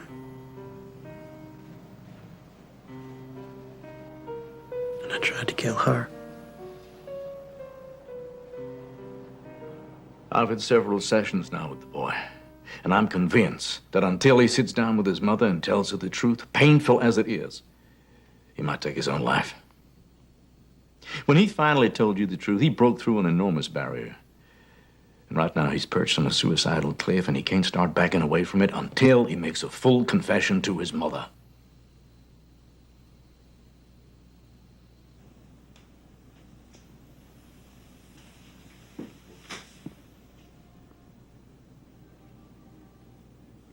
I can't let him.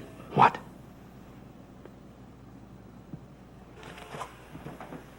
If I let that happen, his mother will be forced to testify against him in court.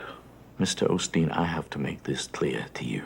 From a psychiatric standpoint, we might be talking about a matter of life and death. This may sound melodramatic, but from a legal standpoint, I know damn well we're talking about a matter of life and death. That's why I can't let it happen.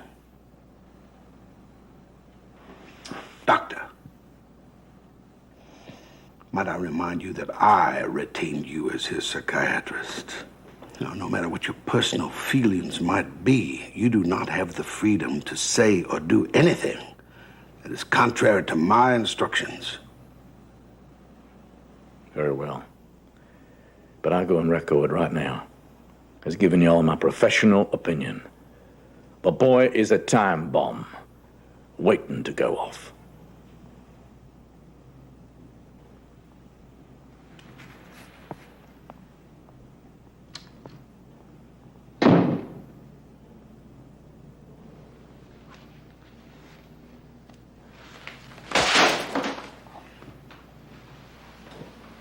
How did he look this time? Thin as a rail.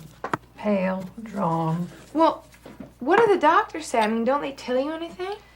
Dr. Royal is the one who had him, committed. He's obviously worried about Chris. He just can't seem to pin him down on exactly what the matter is. Takes time. I guess he's only been there a week. Well, I've seen him 3 times and he never gets any better. At least not as far as I can see. Psychiatrists. I think he'd be better off here at home. Saturday when I get off work, I'll go with you. Well, that would do him good. He'd be happy to see you. I'll take him some cookies. I'll bake him some apple turnovers, huh? Hello.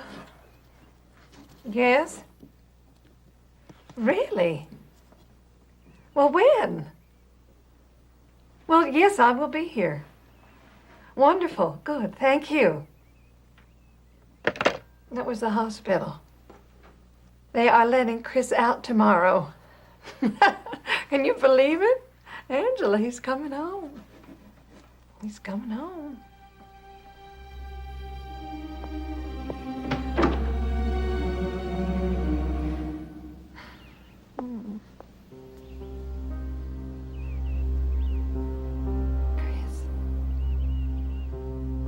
What the hell did you let him out of here for?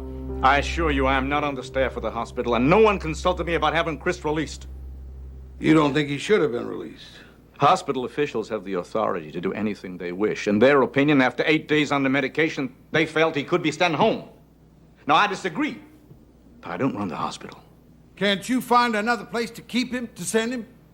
Mr. Osteen, don't you see you're only avoiding the underlying problem? What the boy needs right now, more than any psychiatric facility, is to tell his mother the truth. And the sooner the better. Now, you've got to find a way, or I'll do it myself. Because until he can tell her, he's not only a danger to himself, but to her as well.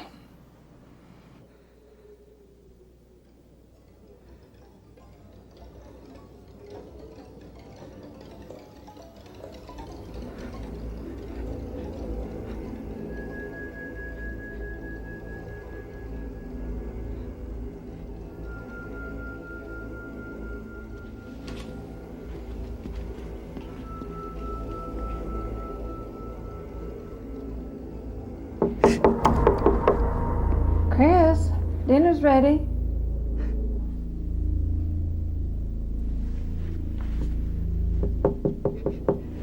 Chris? You all right?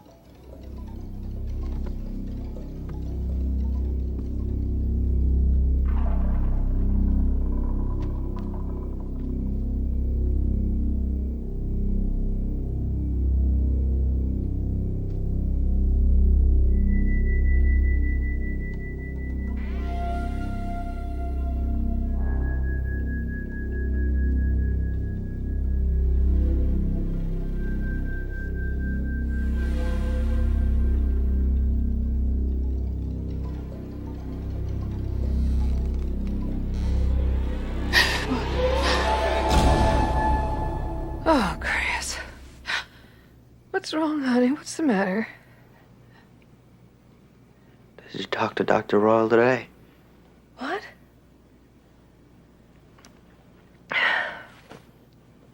Yes.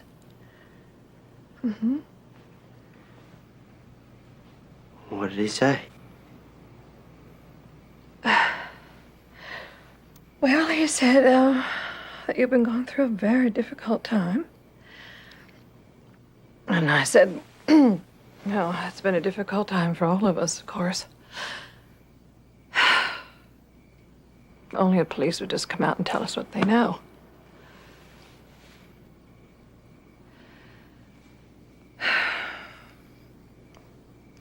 The truth will come out, honey. I know it will.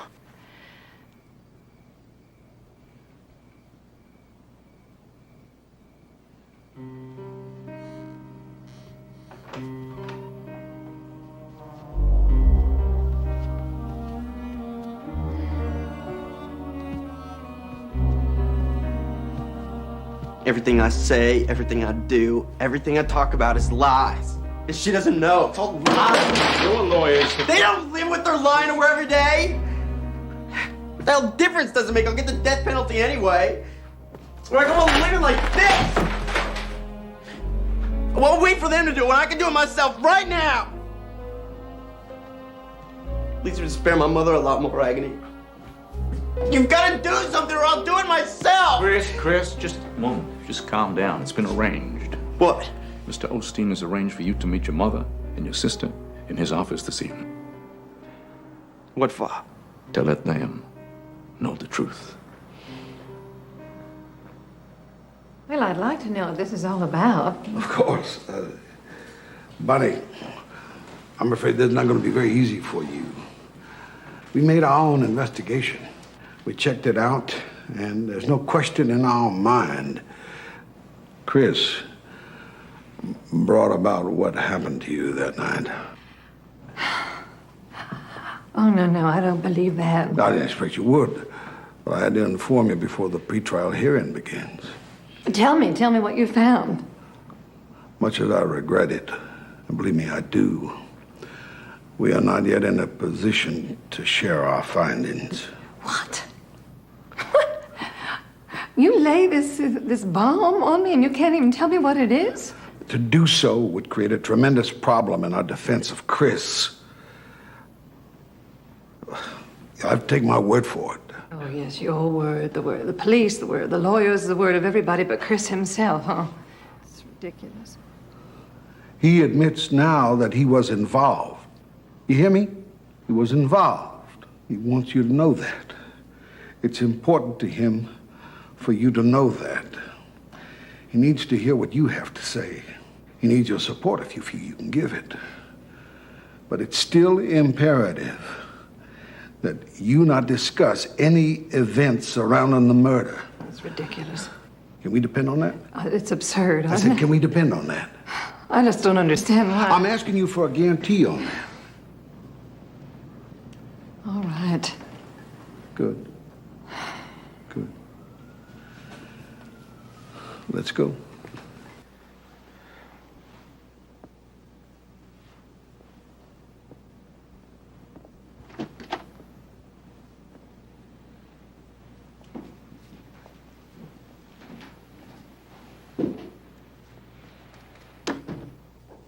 I'm sorry, Mom. I'm so sorry.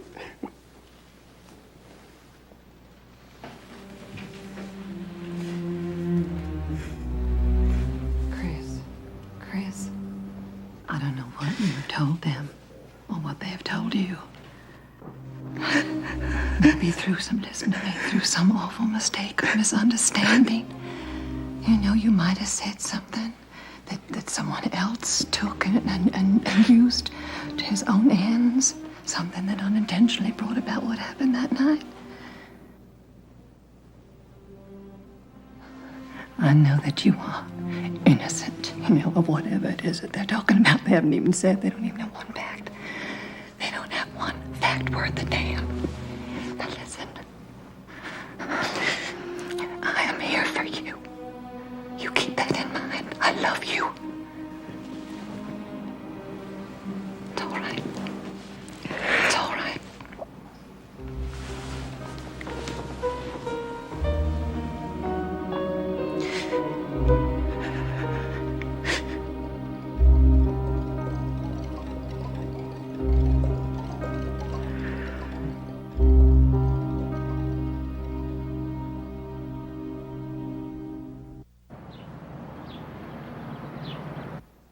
The state will prove when we come to trial that it was Christopher Pritchard who planned the attack upon his stepfather and his own mother. That it was James Upchurch who committed the murder of Leith von Stein and the brutal attack upon Bonnie von Stein. That it was Neil Henderson who drove the car to the scene of the murder. Together and in consort, they willingly planned and executed this brutal crime.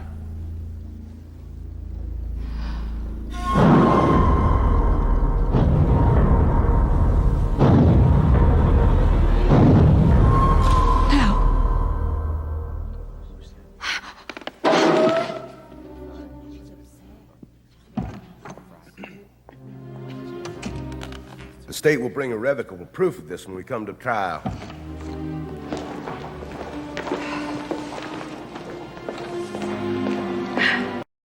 Miss Forsythe, is something wrong? It was him. It was Henderson. What about him? It was him I saw in my bedroom that night he killed Leith.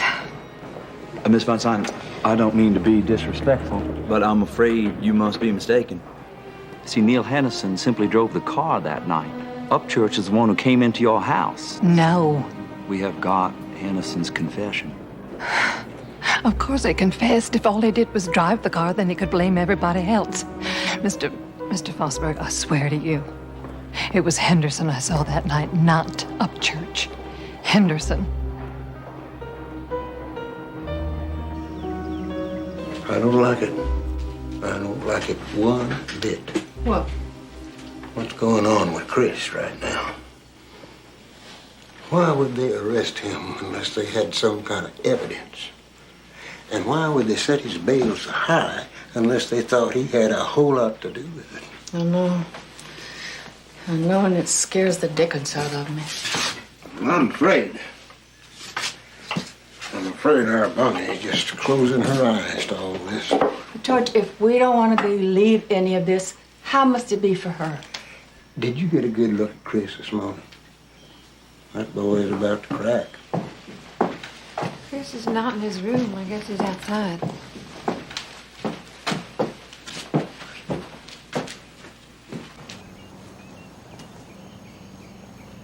Oh, Bonnie. I've been thinking about you and your mama going off to find a motel to stay in during the trial. Oh, we won't be long, Daddy. Oh, well, Elizabeth City's quite a ways. Maybe I better go with you. We'll be perfectly all right. You know, and you got your work here. And once we find something, we'll come right back. Are you sure? You absolutely sure? We'll be fine. Well, just so you know, Bonnie, I don't care how long that trial takes. From the first day to the last day, your mom and I are going to be right there for you. I know, Daddy. And Chris and I, we love you for it. You and Mama, I don't know what we'd do without both of you. Ah, my precious girl. Yeah. Chris?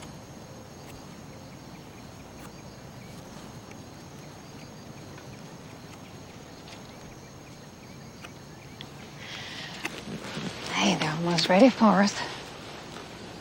Okay. Oh, honey, don't let it get you down. Come on now. Don't let it get you down. Well, they're just about ready. Come on. We got to get in there before your granddaddy eats up all the pies. There won't be anything left for us, huh?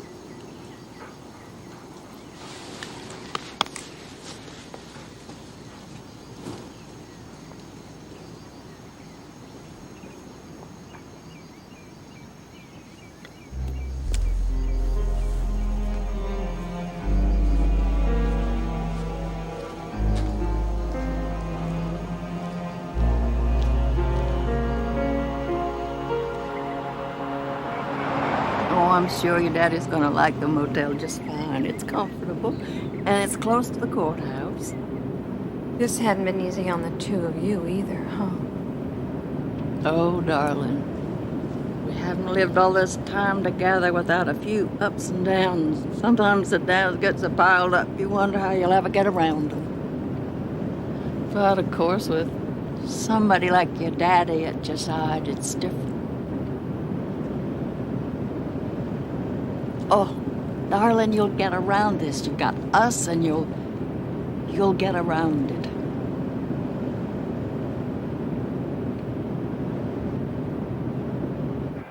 Good heavens, what are those cars? The one in front is Kitty's, and that van is Ramona's. Looks like a family gathering. Oh, dear God. What is it? You don't suppose anything has happened to Chris?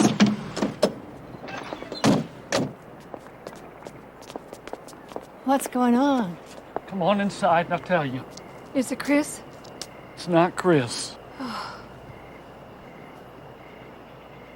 Well, where's Daddy? He's back in the woods this afternoon. Behind the house, cutting down a dead tree. He was underneath it when it fell. He's dead. Oh.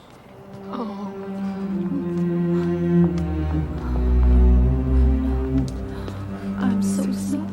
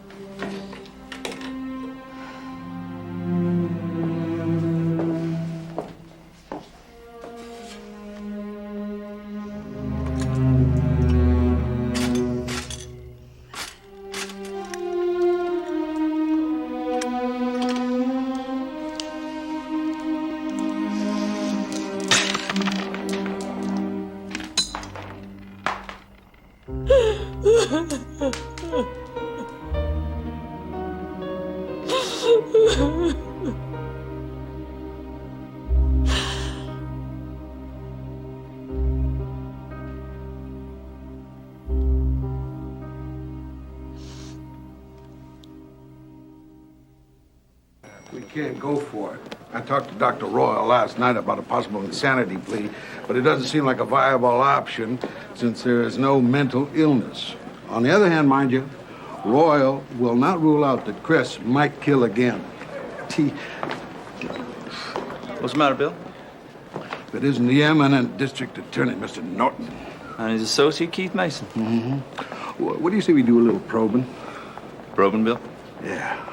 See if we might not wangle ourselves into something. You thinking maybe a plea bargain, Bill? You think these boys go for a plea bargain when they got Neil Hennison in their back pocket? Watch this. All righty. Gentlemen, what kind of prosecutions are you two cooking up today? Well, we don't have to cook them up, Bill. They come to us. Take your client, Christopher Pritchard, for instance. Boy's guilty of sin. As detestable young man as I've ever seen. Murderous, skinny little wimp. You know something, Mitchell, that's funny. I do believe you have put your finger right on it. The wimp part, that is.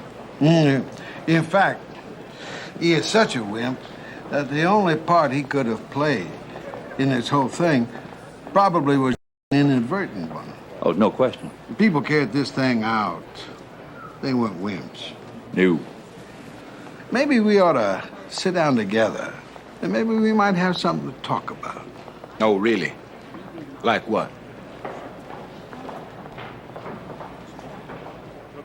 According to the Code of Ethics, gentlemen, I am required to explore any possibility of a settlement. Not that we've talked to our client about this.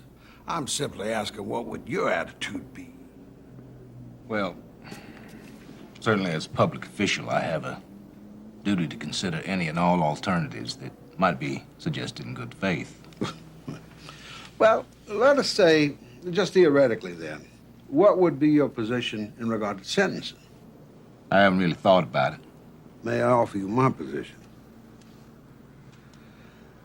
I would want you to agree not to argue for any particular sentence, and to let me argue for as light a sentence as possible, but to leave it strictly in the hands of the trial judge. In return for what? I mean, a lot of what we might agree to here depends on what Chris Pritchard is willing to admit. He will testify that the plan was pretty much what Neil Henderson has said it was. That I promise you.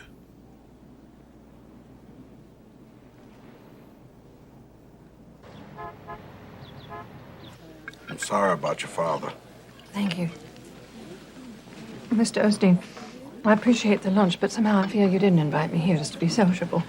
No, I think I'll have to say that something urgent, something more pivotal has finally come about. Something more than suspicious? Yesterday, we made an arrangement with the prosecuting attorney.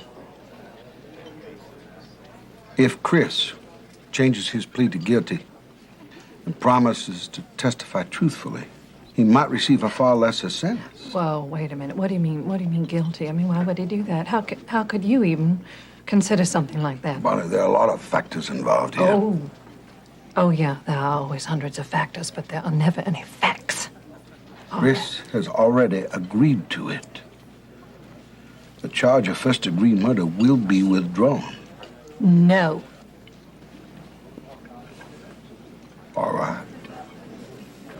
You want the truth. You want the facts. Well, the time has come, both for you and for Angela. I'm just sorry we couldn't tell you before. Tell me what? No. This is something that Chris will have to do himself.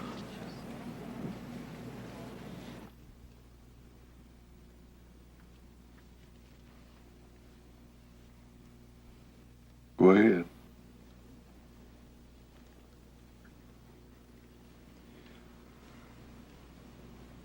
Kate.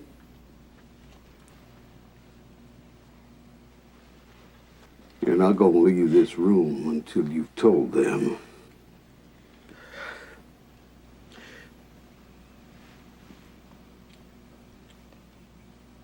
Tell them.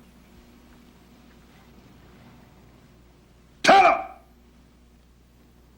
The truth.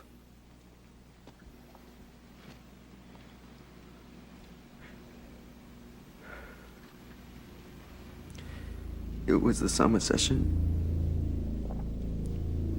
The first week. That's when I met him. Upchurch in Henderson. There was a poster on the bulletin board that wanted to play us for a Dungeons and Dragons game. You played before, right? Yeah, in high school. Yeah, what's your schedule? Huh? This isn't a casual once-in-a-while thing, man. How tough is your school schedule? I've got time. I can handle it. We took the game into a different realm. We used to go down to the steam tunnels and make up these duels. It wasn't like anything else. You're in another place, another time, and yet everything's real. Everything is points. Experience points. That's what you're out for.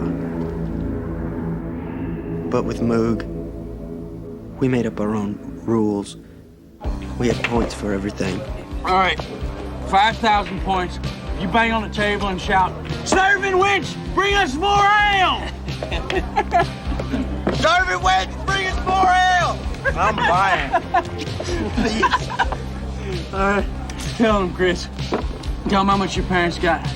How many houses they got? 3. How many cars? 7. And how much in the bank? 2. 4, about 6 million. What difference does it make? When they die, I'm in for a hell of a lot of money. I'll buy a big house in the woods, and you guys can live there with me. And we'll all have Ferraris and expensive stereos. Computers? Right. We're gonna have the most advanced Dungeons and Dragons games they make. Yeah. I mean, when they die.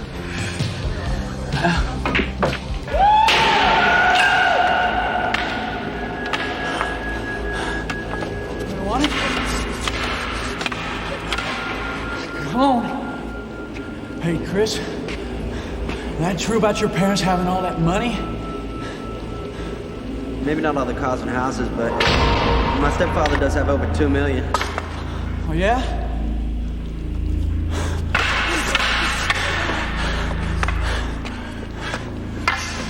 Move. What do you think of Forsythe? Yeah. I heard of guys killing their fathers before. But you better not believe in God. It'd make a hell of a lot of points, wouldn't it? It's the ultimate.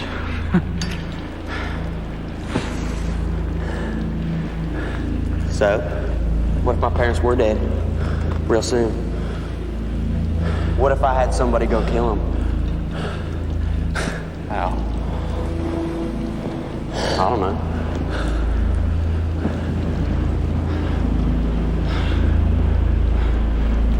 Maybe a fire. You know, arson. And you put drugs in the food and then you set the house on fire.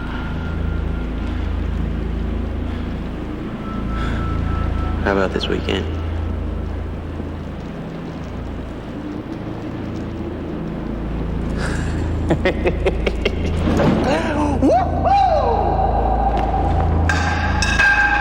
Then, Moog got me some sleeping powder for the barbecue.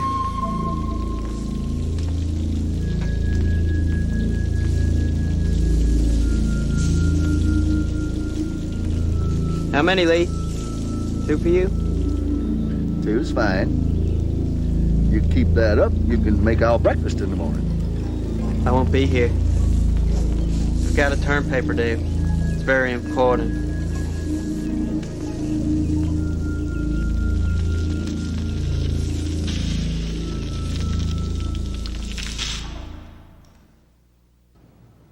And after the barbecue on Saturday, I met Moog by this bridge where he was waiting for me.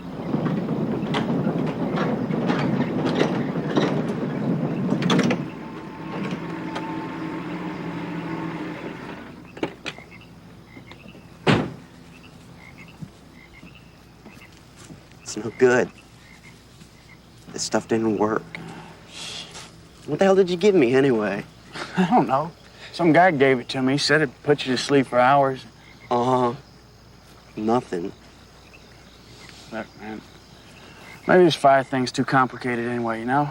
I mean, too many things could go wrong. Driving over here, I got to thinking, what if there's a break-in? Yeah, break-in? You know, make it look like a robbery that got out of hand. Then you go upstairs and then you do it there. Yeah, that's good. And Moog said, you know, I was thinking, what if I used a machete? One good hit's all it would take. And I said, yeah? Yeah, that's good.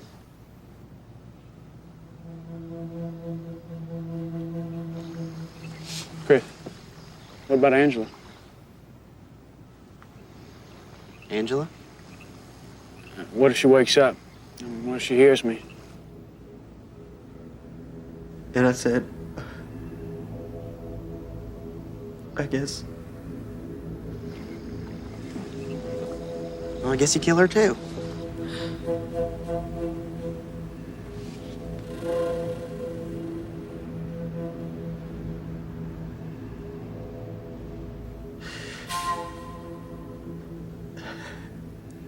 The next morning, Moog laid out the plan.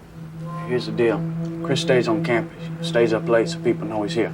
That's where you come in. You drive the car. My car. You're not driving? No license. Suspended. If Moog gets stopped for any reason, the whole thing's off. I'm giving Moog a key to the back porch, but he'll make it look like a break-in on his way out. There's a map Chris drew. It's got the house and the streets. It's even got the dogs to avoid near the house. That night, I met them in the parking lot. Keys. Chris, come here. You gotta stay up till 3 or 4. You know, be safe. You play some cards and don't get any more stoned than you are now, okay? Which side of the bed does the old man sleep on? Right. All right. Let's go.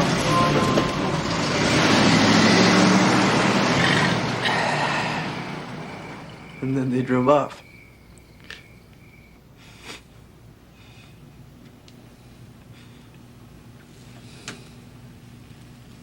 Bundy, Do you have any questions?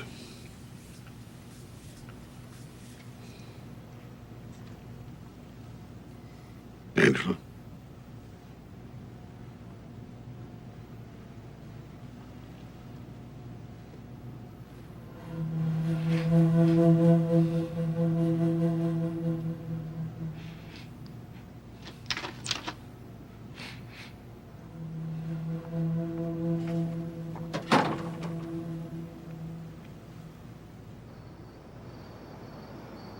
He was out of his mind. That was not Chris. None of this would have happened if it weren't for the drugs.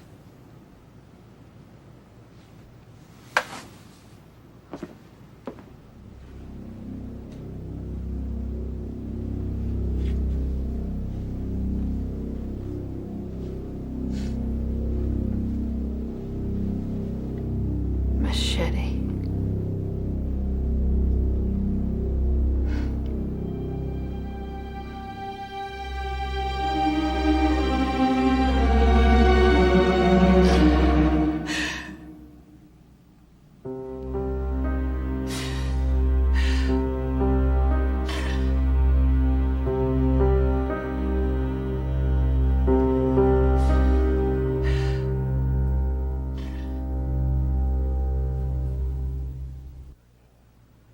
Have you discussed the case fully with your attorneys?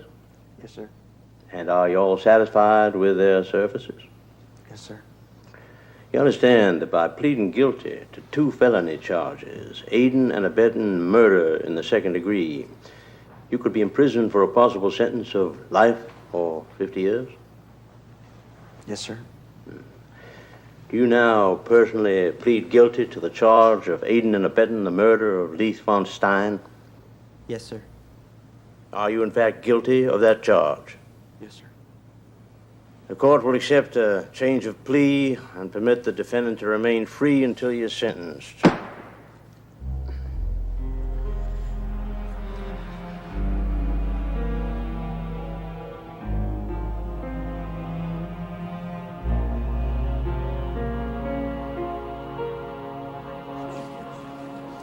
Bill? Can I speak with you for a moment? Sure. Seems that we're on the same side now. I think you'll agree we're gonna need all the ammunition we can get to convict Upchurch. I've already given you Chris. What about his mother? What about it? Well, you say she's not sure that it was Upchurch you saw in the bedroom that night. So? That's gonna be very damaging to us when she testifies in court. And she's got to testify, Bill. She's a material witness. Now, how do I convince her she might be wrong? After all, I am the prosecutor who went after her son. Well, but she's not all that fond of me either.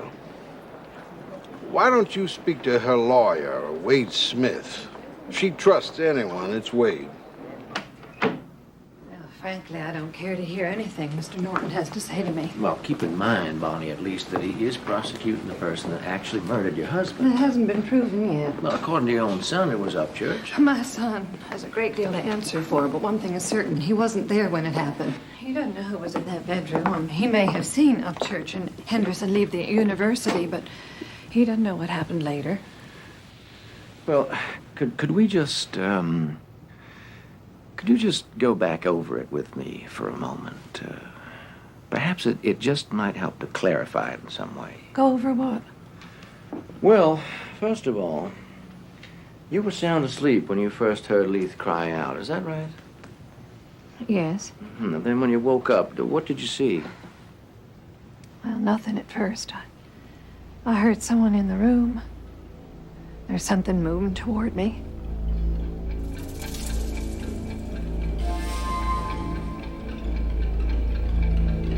Something came crashing against my head.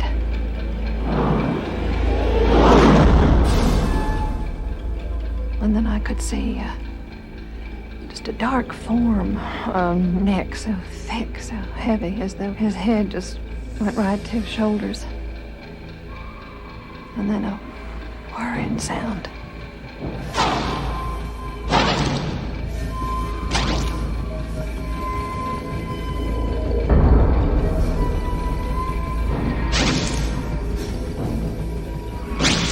I don't know how long I was lying there. And then I heard the door close. Softly. That was so strange. And then I heard Leith. He was still breathing. I touched him in the darkness. There was blood everywhere. Now, when you saw this form, you were lying on the floor? Oh, yes. Mm-hmm. Well, could you just, could we try that here? Now, I know how difficult this must be, but if you could just lie down on the carpet here, just for a moment. Could you do that? Like I was that night. As close as you can. Okay. And could you take off your glasses? Yeah. Now, what would it take to make me look like the person in your bedroom that night? Much, much heavier. And, less neck. Now? No, you still don't look like him. All right, well, let me try something else now. All right. How about now? That might be a little closer. Then, under certain conditions, even I might wind up looking like the person who attacked you. I'm just not sure. It was so dark. Yes? Well, I suppose under these circumstances you bear some resemblance to the man. All right, Bonnie. All right. Just the possibility that you're not certain. Just that.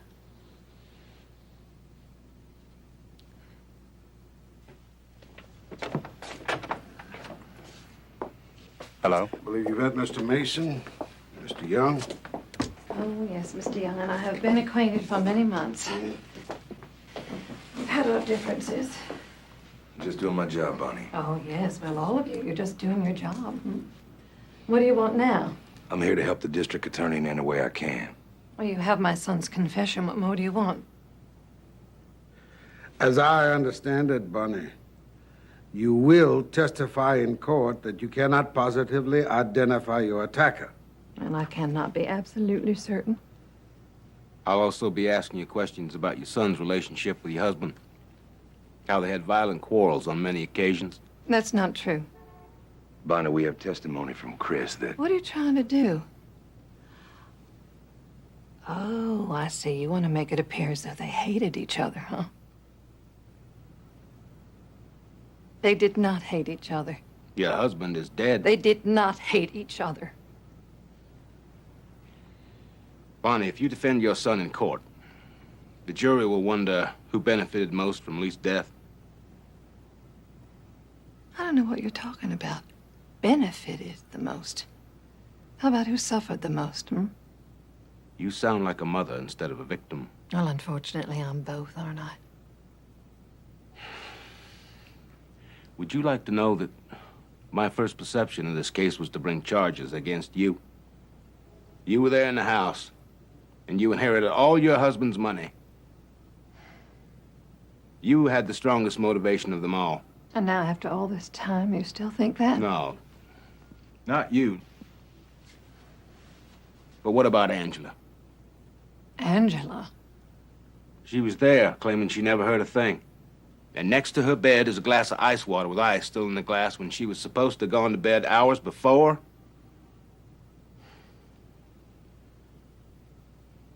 Let me share with you some information Henderson told the police.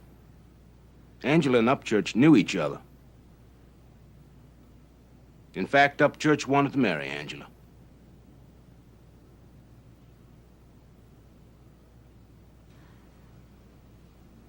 It's not enough, huh? What's that? It isn't enough that you have my son. Now you want my daughter. Are you finished?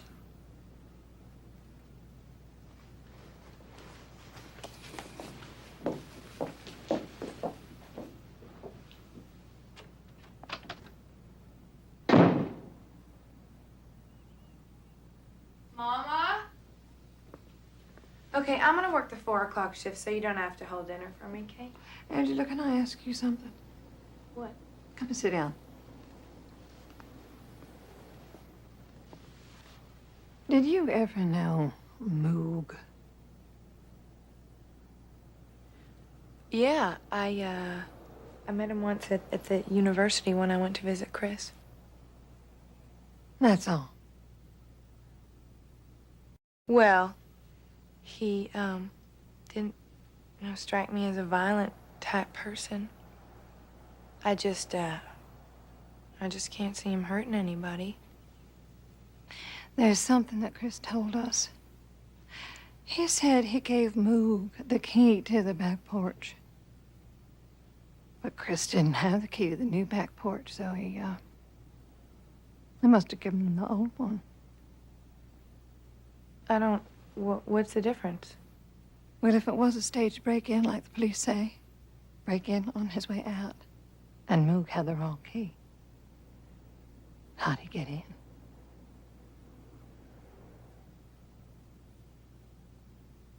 I don't know. I was asleep like you were. I have no idea.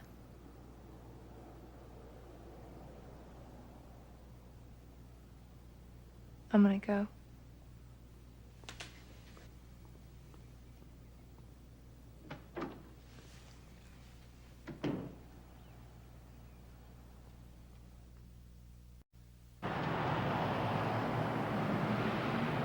Court is in session.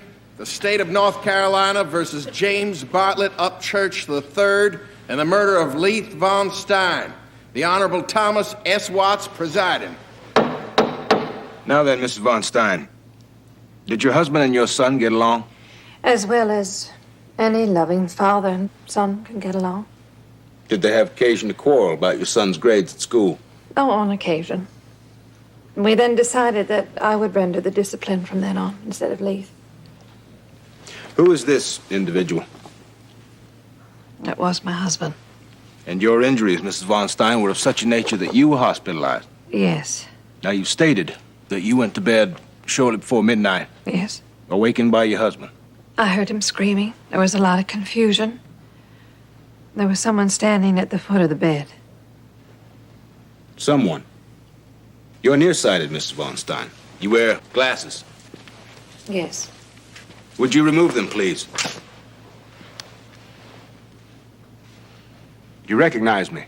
I can see your mouth and your eyes, but I can't tell you just what they look like. Can you see my mustache? Not well. All right, you can put your glasses back on now. This person who attacked you, could you describe the type of clothing he was wearing? It was too dark. He had his hand raised, and he had something in his hand. He was striking us with it. He was bulky. He was big through here. It looked like he had no neck. How long were you unconscious? I don't know. At any time during the attack, did you ever see more than one person? No. Can you identify the person?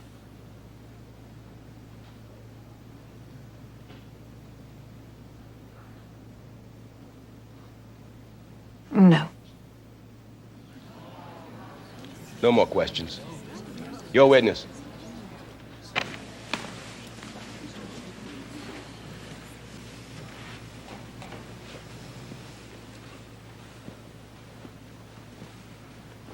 You described the assailant as very broad-shouldered, no neck. Is that correct? Yes. Can you tell us the first time that you saw Mr. Henderson? At the Beaufort County courtroom at the pre-trial hearing. That was the first time in broad daylight. Yes. Can you describe for us any feelings of recognition that you had at the time? Objection. The witness will answer the question. I didn't recognize Mr. Henderson. I recognized that he had a shape that frightened me. I was upset to the point that I had to leave the courtroom. Were you frightened the first time that you saw Mr. Upchurch? No. Mrs. Von Stein, do the physical features of Mr. Upchurch match the silhouette that you saw in your bedroom? In the conditions that I have seen him, no. Your daughter's radio in the next room was playing that evening, and it bothered you, and you got up and you had to shut the door. Yes. Now, you stated that your husband screamed at least 15 times at the top of his lungs? Yes.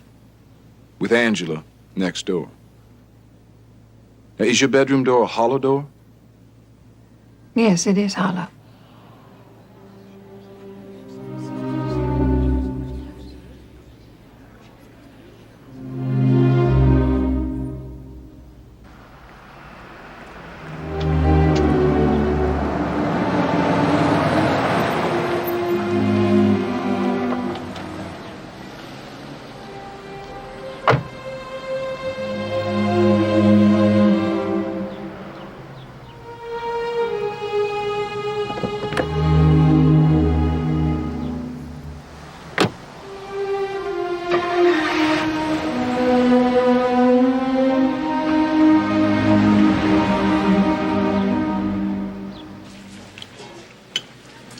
Hey, did you get that message from Mrs. Dugan? She said that the cats are doing just fine. Mm-hmm. Where's Chris? He's going over his testimony tomorrow, Mr. Osteen. Have you talked to him? No, I haven't talked to him in quite a while. How are you? After hearing what they had to say about you today. I wanted to get up and tell him that I sleep so soundly I couldn't hear a high school band if it were playing in the hallway. I'm not the one on trial, thank God.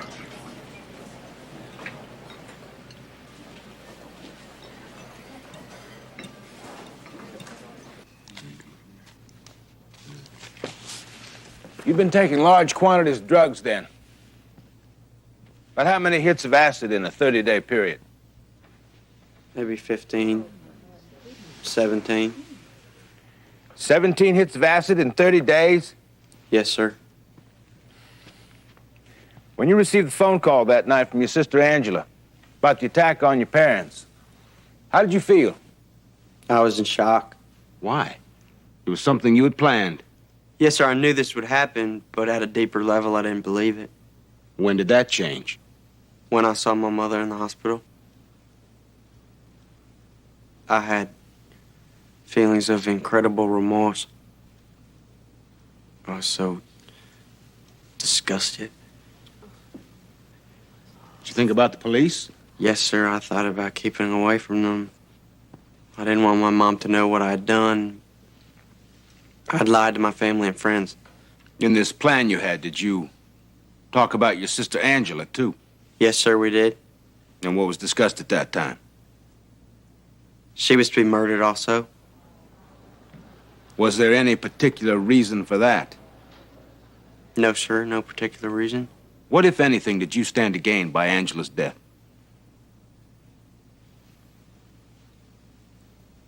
The entire insurance. So in all your statements, you were lying, lying. Yes, sir. And you were well aware, weren't you, that Neil Henderson claimed that Mr. Upchurch did the killing? Yes, sir. And that if you were convicted of the murder, you stood a good chance of being put to death in the gas chamber. Yes, sir. But with your plea bargain, you no longer face that possibility? Yes, sir. That deal saved your life, did it not? Yes, sir. No more questions. This way, Bonnie. This way. There's a room on the left there. Go through that door. Ladies and gentlemen, please leave the ladies alone. They're going to a left today. And we're trying to get them a little rusted up. Then they'll answer all of your questions. Back there. Talk to us.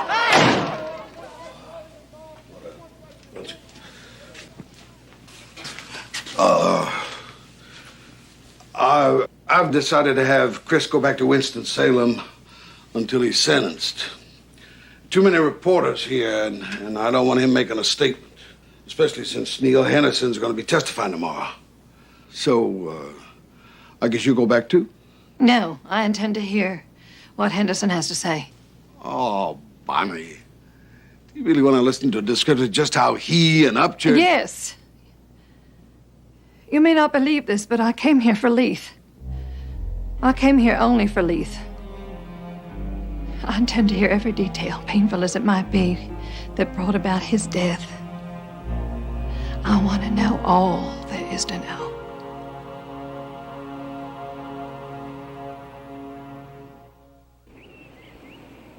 Elizabeth City, where Mr. Neil Henderson is testifying today as to his participation in the murder. As a government witness, he's expected to accuse his accomplice, James Upchurch, of the heinous crime. If his testimony should be concluded today, the trial is not expected to last another week. All eyes and ears, however, are now focused on Mr. Henderson. What revelations will he bring to this disturbing case? Yes, sir. I first met James Upchurch at Yancey High School. That's where I became obsessed with Dungeons and Dragons. We both went off to the university at Raleigh. I had the highest SAT score in the history of Caswell County, but I flunked out of college. You stayed near the campus, however. Oh, yes, sir, so I could continue playing Dungeons and Dragons. Tell us about the meeting with Chris and Upchurch. Meeting? When the plan was first discussed.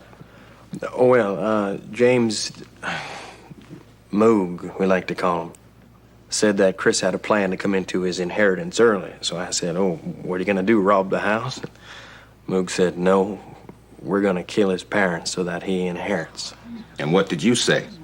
My exact words were, isn't that a little extreme? Was this plan carefully thought out? Yes, sir. They started outlining it to me. It lasted about, an hour, going over the map in great detail. Speak up loud as you can, Mr. Henderson. It's important all these folks hear what you have to say. They asked me to drive the car. Drive him down, drop him off, pick him up, bring him back. And what did you say? Well, they said they'd give me either $2,000 or $20,000. Moog had it all figured out, just how he planned to kill him. It's my primary weapon. I need something to knock him out with one good hit. And then, a knife. Wearing these gloves, I'm gonna put some black stuff all over them.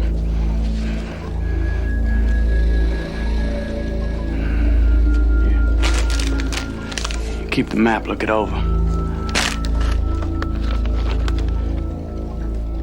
It was about 11:30 on Sunday night that we met in the parking lot by Chris's car.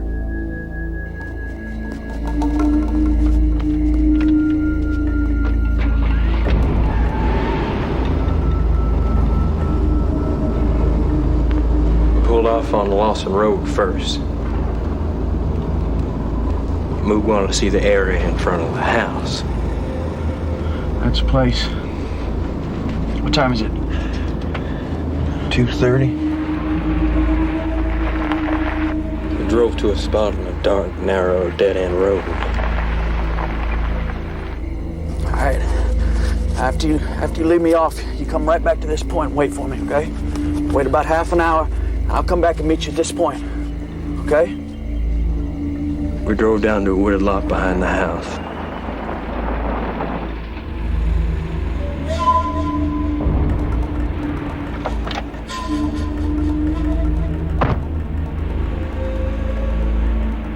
I went back to the spot we picked and waited.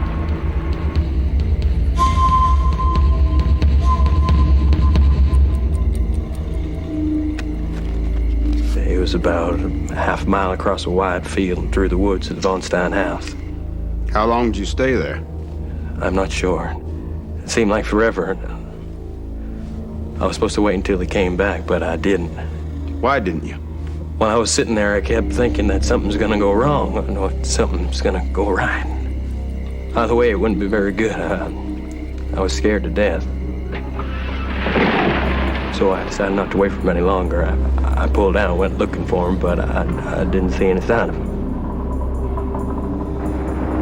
So I drove off into another road nearby. Why didn't you go back to where you agreed to meet? Well, I figured he could see where I turned into. How long did you sit there? 10 minutes. Maybe more. Maybe less.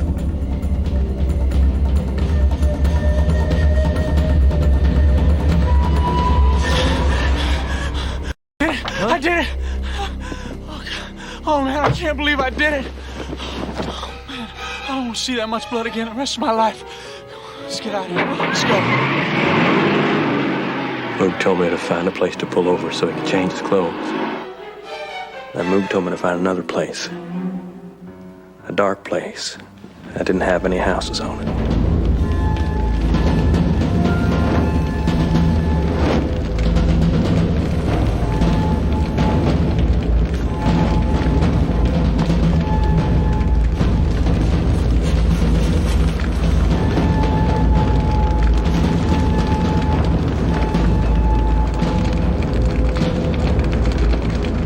All the way back to Raleigh, I kept expecting to hear police sirens, but I didn't. Got back to the college campus. Left the car there where we had picked it up. And it was over. Done. Thank you, Mr. Henderson. I don't believe a word of it. Taking a look at the lawyer for Upchurch, I don't think he believes it either. Your witness.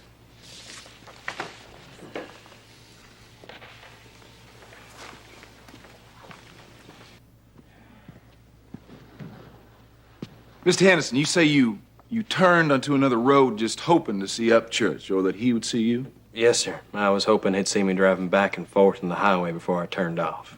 So you just expected him then to walk on down this highway with all his goodies about a quarter mile back rather than walking through a field that would provide camouflage for him to meet you where you agreed to meet?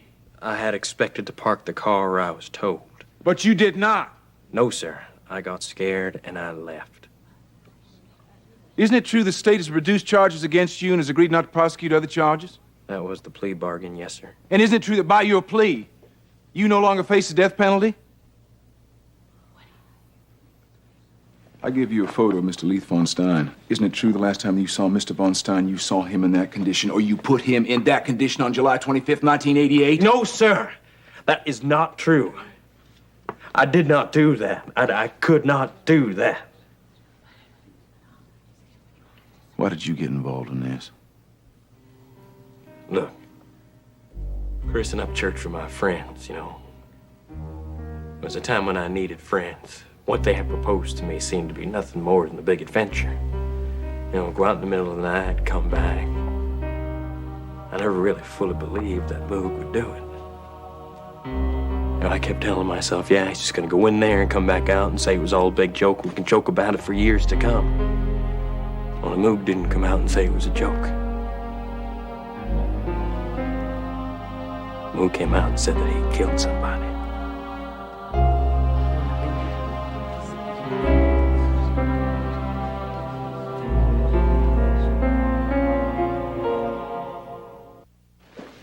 I don't believe a word Henderson says. His testimony doesn't make any sense. Why don't you give yourself a break?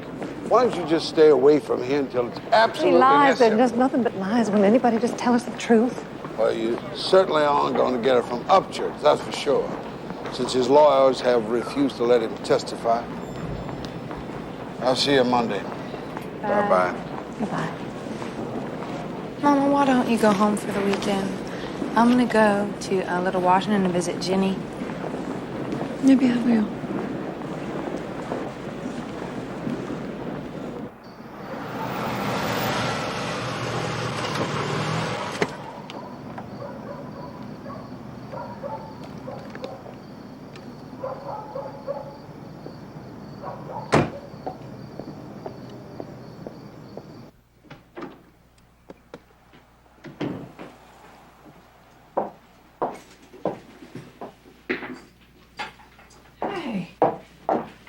Doing here?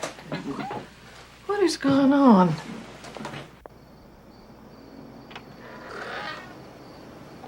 How did you get out here? Oh, for heaven. There are cats everywhere. Why did you leave the door open? Huh? Oh, God. Come here. Sorry. I can do it. No, don't you touch Mom. her. You just leave him alone. Let me. I said, reach up and. I said leave him alone. I'm not gonna kill it. Leave them alone. Damn you. Damn you. You can't even stand Damn and look you. at me, can you? Damn you. Damn you. Just tell me that you hate me. Damn Why don't you just say that. Just leave him. Damn you. You can't even Damn you. look Damn at you. me, can you? Damn You can't you. even Damn just say you. it. Say that you hate me. Just say it.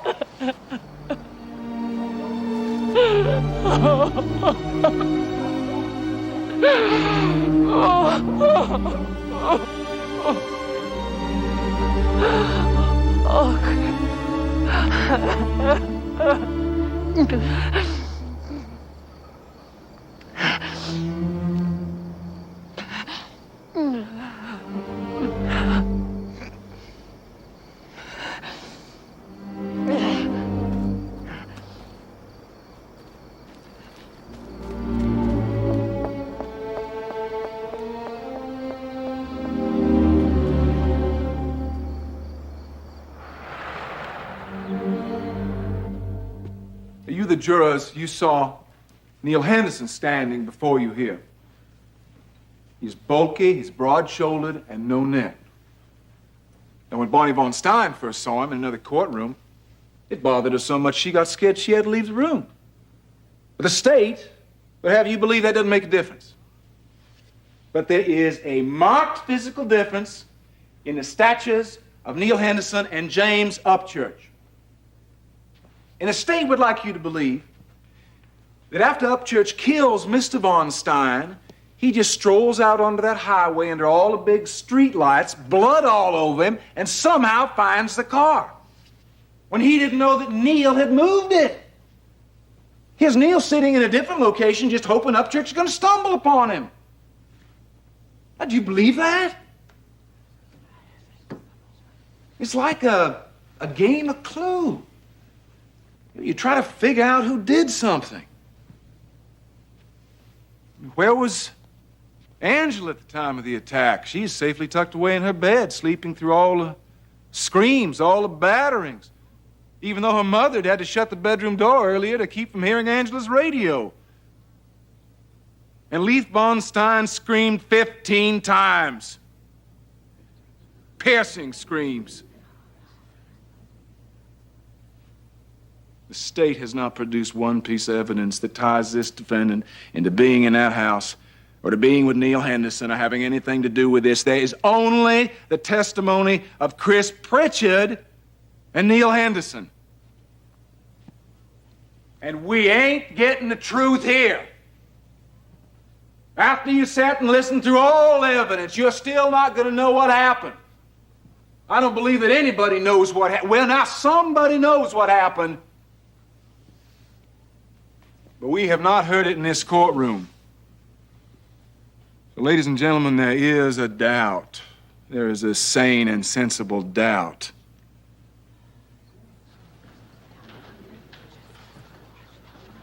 Doubt. You know, sometimes some lawyers want to put it in a wheelbarrow and push it around. Well, cases don't come in nice, neat little packages. People see and hear things very, very differently. And the only way you can get them to say exactly the same thing is to give them a script. Well, we didn't do that. There were no scripts.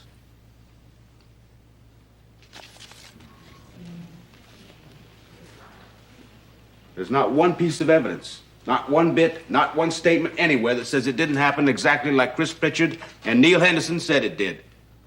Some people believe in fate. But one thing that kept this investigation going was this map. The map drawn by Chris Pritchard. The map that led to the house. Now, I don't know if it was luck or fate or some other power that made it survive the fire. But look at it closely.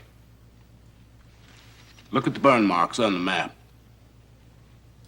Are you looking at the face of death? Or when you reverse it, are you looking at something more sinister?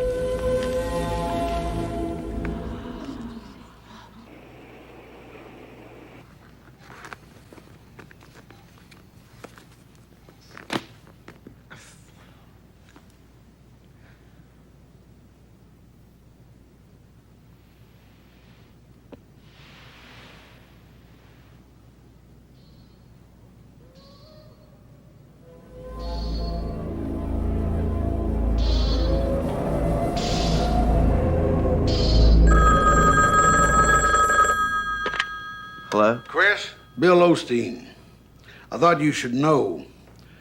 Upchurch was found guilty by the jury Yeah, I heard the verdict on the news. Now, the defense will be going all out to avoid a death sentence. I think you should get back here as soon as possible, just in case they make a quick decision.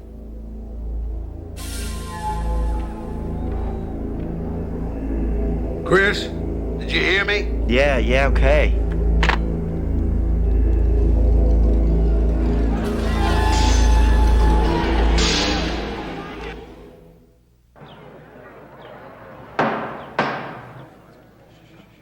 He looks like a choir boy, doesn't he? Well, don't be misled by his well-groomed appearance. This man took a baseball bat and crushed Leith von Stein's head. Then he took a knife and sliced through his ribcage like you would cut up a chicken. Now, the only way you can be assured that he won't do it again is to impose the sentence of death.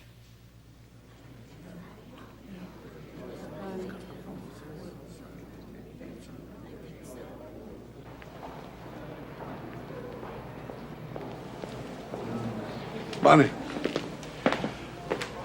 Chris will be back tonight. Yes? After his hearing, I'll take him away immediately. There won't be a chance to talk to him. And what is there to say? Mom, come on, the jury's coming in.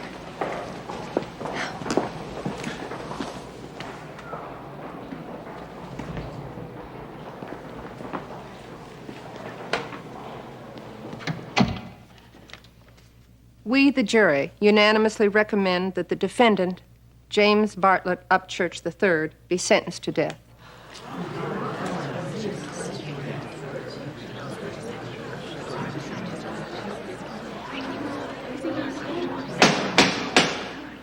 Have anything you wish to say, Mr. Upchurch?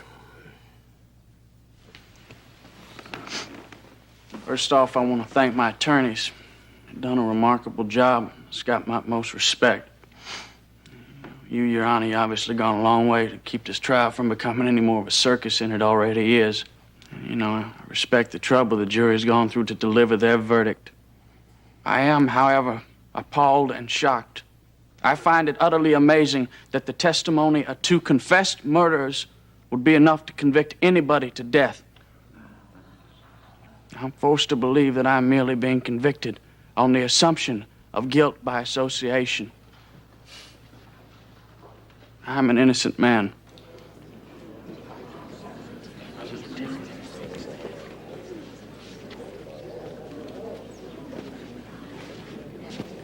The jury is now dismissed, and the court will hear testimony on the sentencing of Neil Henderson. Your Honor, Neil Henderson cooperated fully with investigators. He did everything he could to help. Anything they asked him to do, he did. Your Honor, we'd like you to take this into consideration when you make your decision. The court wishes to commend Mr. Henderson for his honesty and cooperation, without which this crime might never have been solved. The court sentences you to 40 years in prison with a recommendation for study release. Court is adjourned. Study release? It's a program that could possibly reduce his prison term. To what? We'll say maybe 5 years. Oh, no.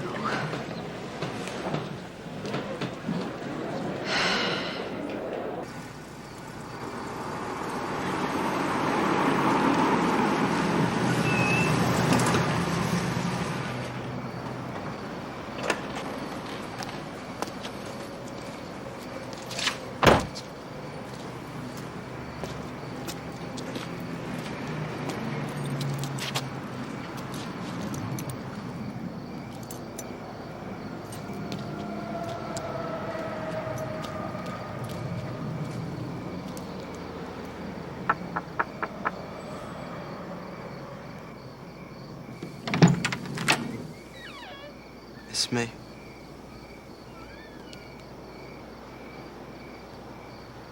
You will need your things.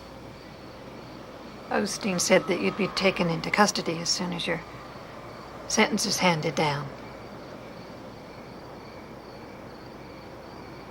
Angela's in the coffee shop if you want to join her. Mom,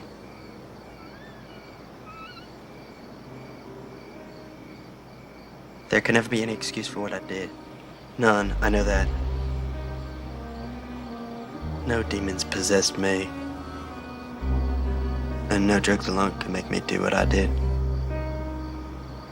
But whatever happens to me, whatever happens to me now, can never be worse than the last year of hell I've been living through. Did you really want to kill us? No. I just wanted you gone. Why? Because I felt if you were gone, that I couldn't disappoint you anymore.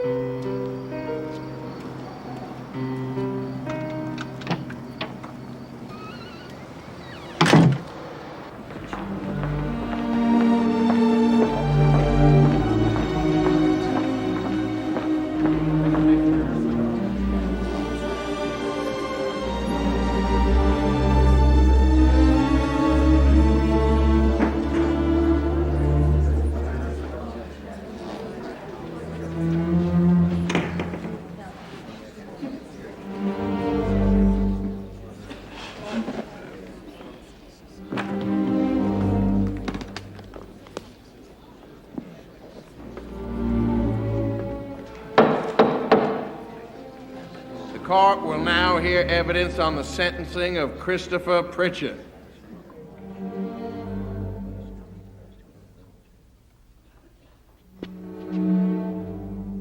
Your Honor, of the three people involved in this brutal, savage murder, Chris Pritchard is more guilty than the other two. I would ask the court to look at the maximum sentence. That wasn't the deal. Your Honor, nobody forced Upchurch and Hennessy to do what they did. Nobody. Christopher Pritchard was not the inducement in this case. He simply was not. The real inducement in this case were the 3 Ds, Your Honor. Dungeons and Dragons and drugs. I hope you'll take this into consideration, Your Honor. Do you have anything you wish to say, Mr. Pritchard? Yes, sir. I know that I'm guilty and I deserve to spend time in prison. I can't hold anything against Moog Upchurch or Neil Henderson for what they did. The Lord asked me to forgive them, and I have. Just as He's asked me to forgive myself, which I haven't quite been able to do just yet. But if I could speak to my family,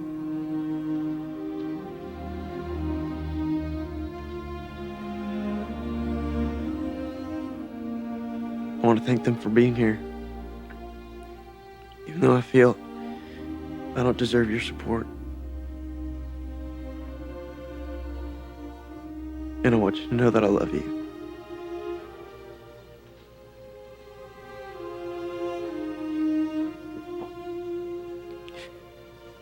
Thank you. That's all I have to say. Please rise for pronouncement of sentence.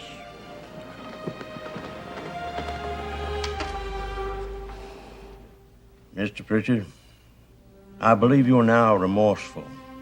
I don't doubt it. I believe if you had it to do over again, if you could go back and undo those you have wronged, you would do so. But you can't.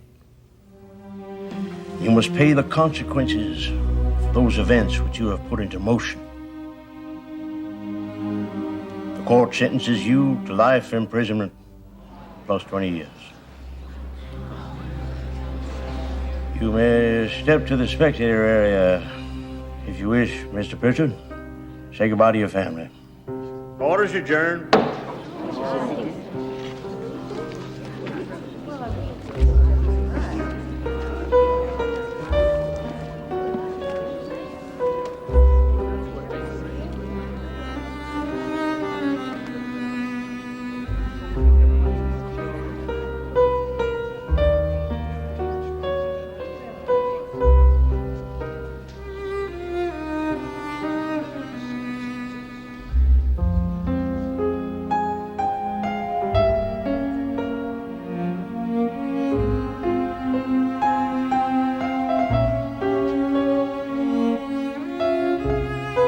I had one feeling going into the trial.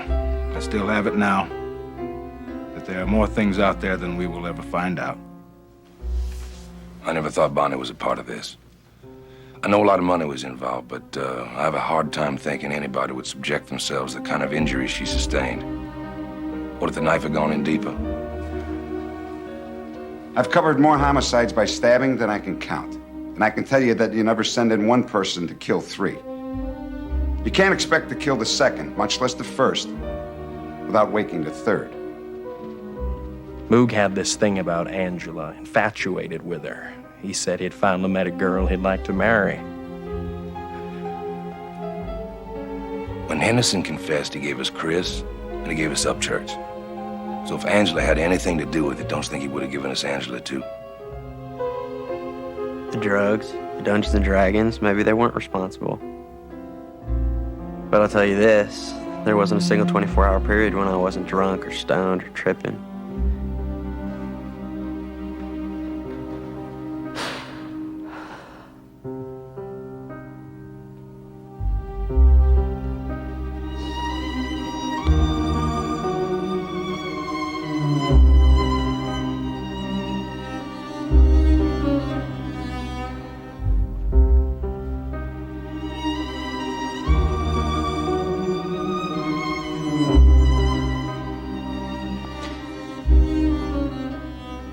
James Upchurch remains on death row at Raleigh Central Prison, awaiting an appeal and still maintaining his innocence of any involvement in the crime.